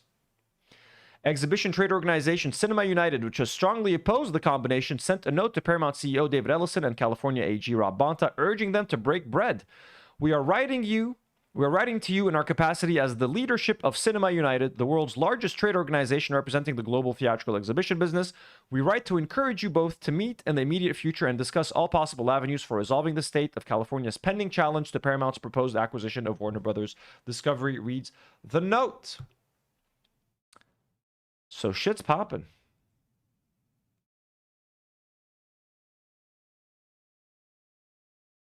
The WGA continues, I think, by saying industry workers deserve a mayor who believes in upholding the law and protecting the working people of Los Angeles, not serving the interests of powerful corporations. The WGA statement continued. Paramount has created a false choice for entertainment industry workers. The company argues that enforcing antitrust law hurts by creating uncertainty, which is of their own making, as the company attempts to dominate the industry. We reject the claim that beleaguered industry workers must choose the possibility of a job today in exchange for the certainty of job losses tomorrow. Anyways, this makes a lot of good points, and I'm immensely against this acquisition. I hope that it falls through. I hope that it stops. And by the way, by June 4th, 2027 is when Warner Brothers is legally able to be like, you know what, we remove ourselves from this. If by June 4th the deal isn't done, Warner Brothers can like just exit the negotiations, be like, fuck it, you owe us $7 billion. That's the $7 million a day. Give us $7 billion. We're done. And Paramount would be out $7 billion for nothing, essentially wasting everyone's time for like a fucking year. And with that, folks, we're going to call it a stream.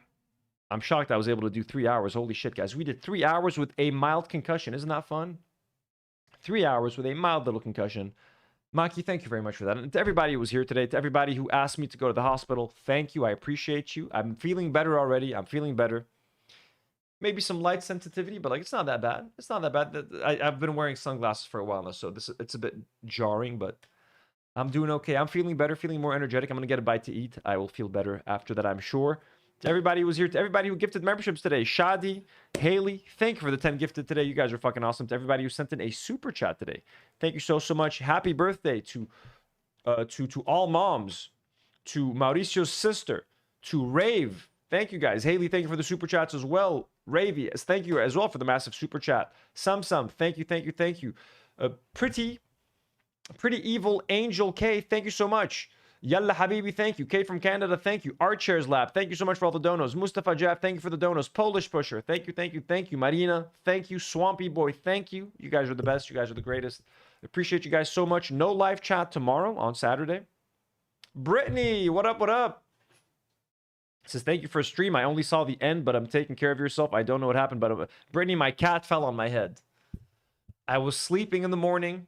My cat, I have a big like shelf behind my bed. I was laying on the side of my head. My cat just dropped. He weighs 4.5 kilograms. Dropped on the back of my head literally as I was laying down. And I think I have a mild concussion because of it. Nice sweet little sack of potatoes. Thank you for being here, Brittany. But yeah, if you start listening to the stream early on, I sound really fucked up, but I sound a little bit better and more energetic as the stream goes on. Brittany, by the way, had an awesome stream today, which I was listening to. Yo, no fucking way. Polish Pusher just gifted a membership, and it went to my Assyrian cousin, Brittany Simon. Let's fucking go. How fucking perfect is that? How fucking awesome is that? That's fucking awesome. Polish, thank you so much. That's so kind. It's always the cats. I love my cat regardless. I love Maki regardless. My little baby boy. My little sweet little baby boy. Brittany, have a great rest of your day. Thank you for all the work that you do, the awesome streams that you make. Today's was very interesting. Talking about my concussions, but like I tuned in on when you started talking about God, what's her name? Trisha Paytas.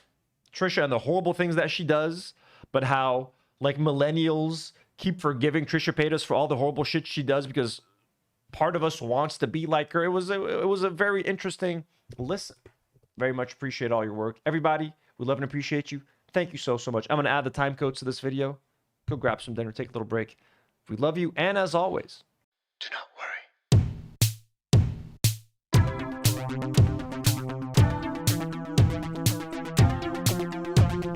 And Dreadful Utopia, Dreadful, how's it going?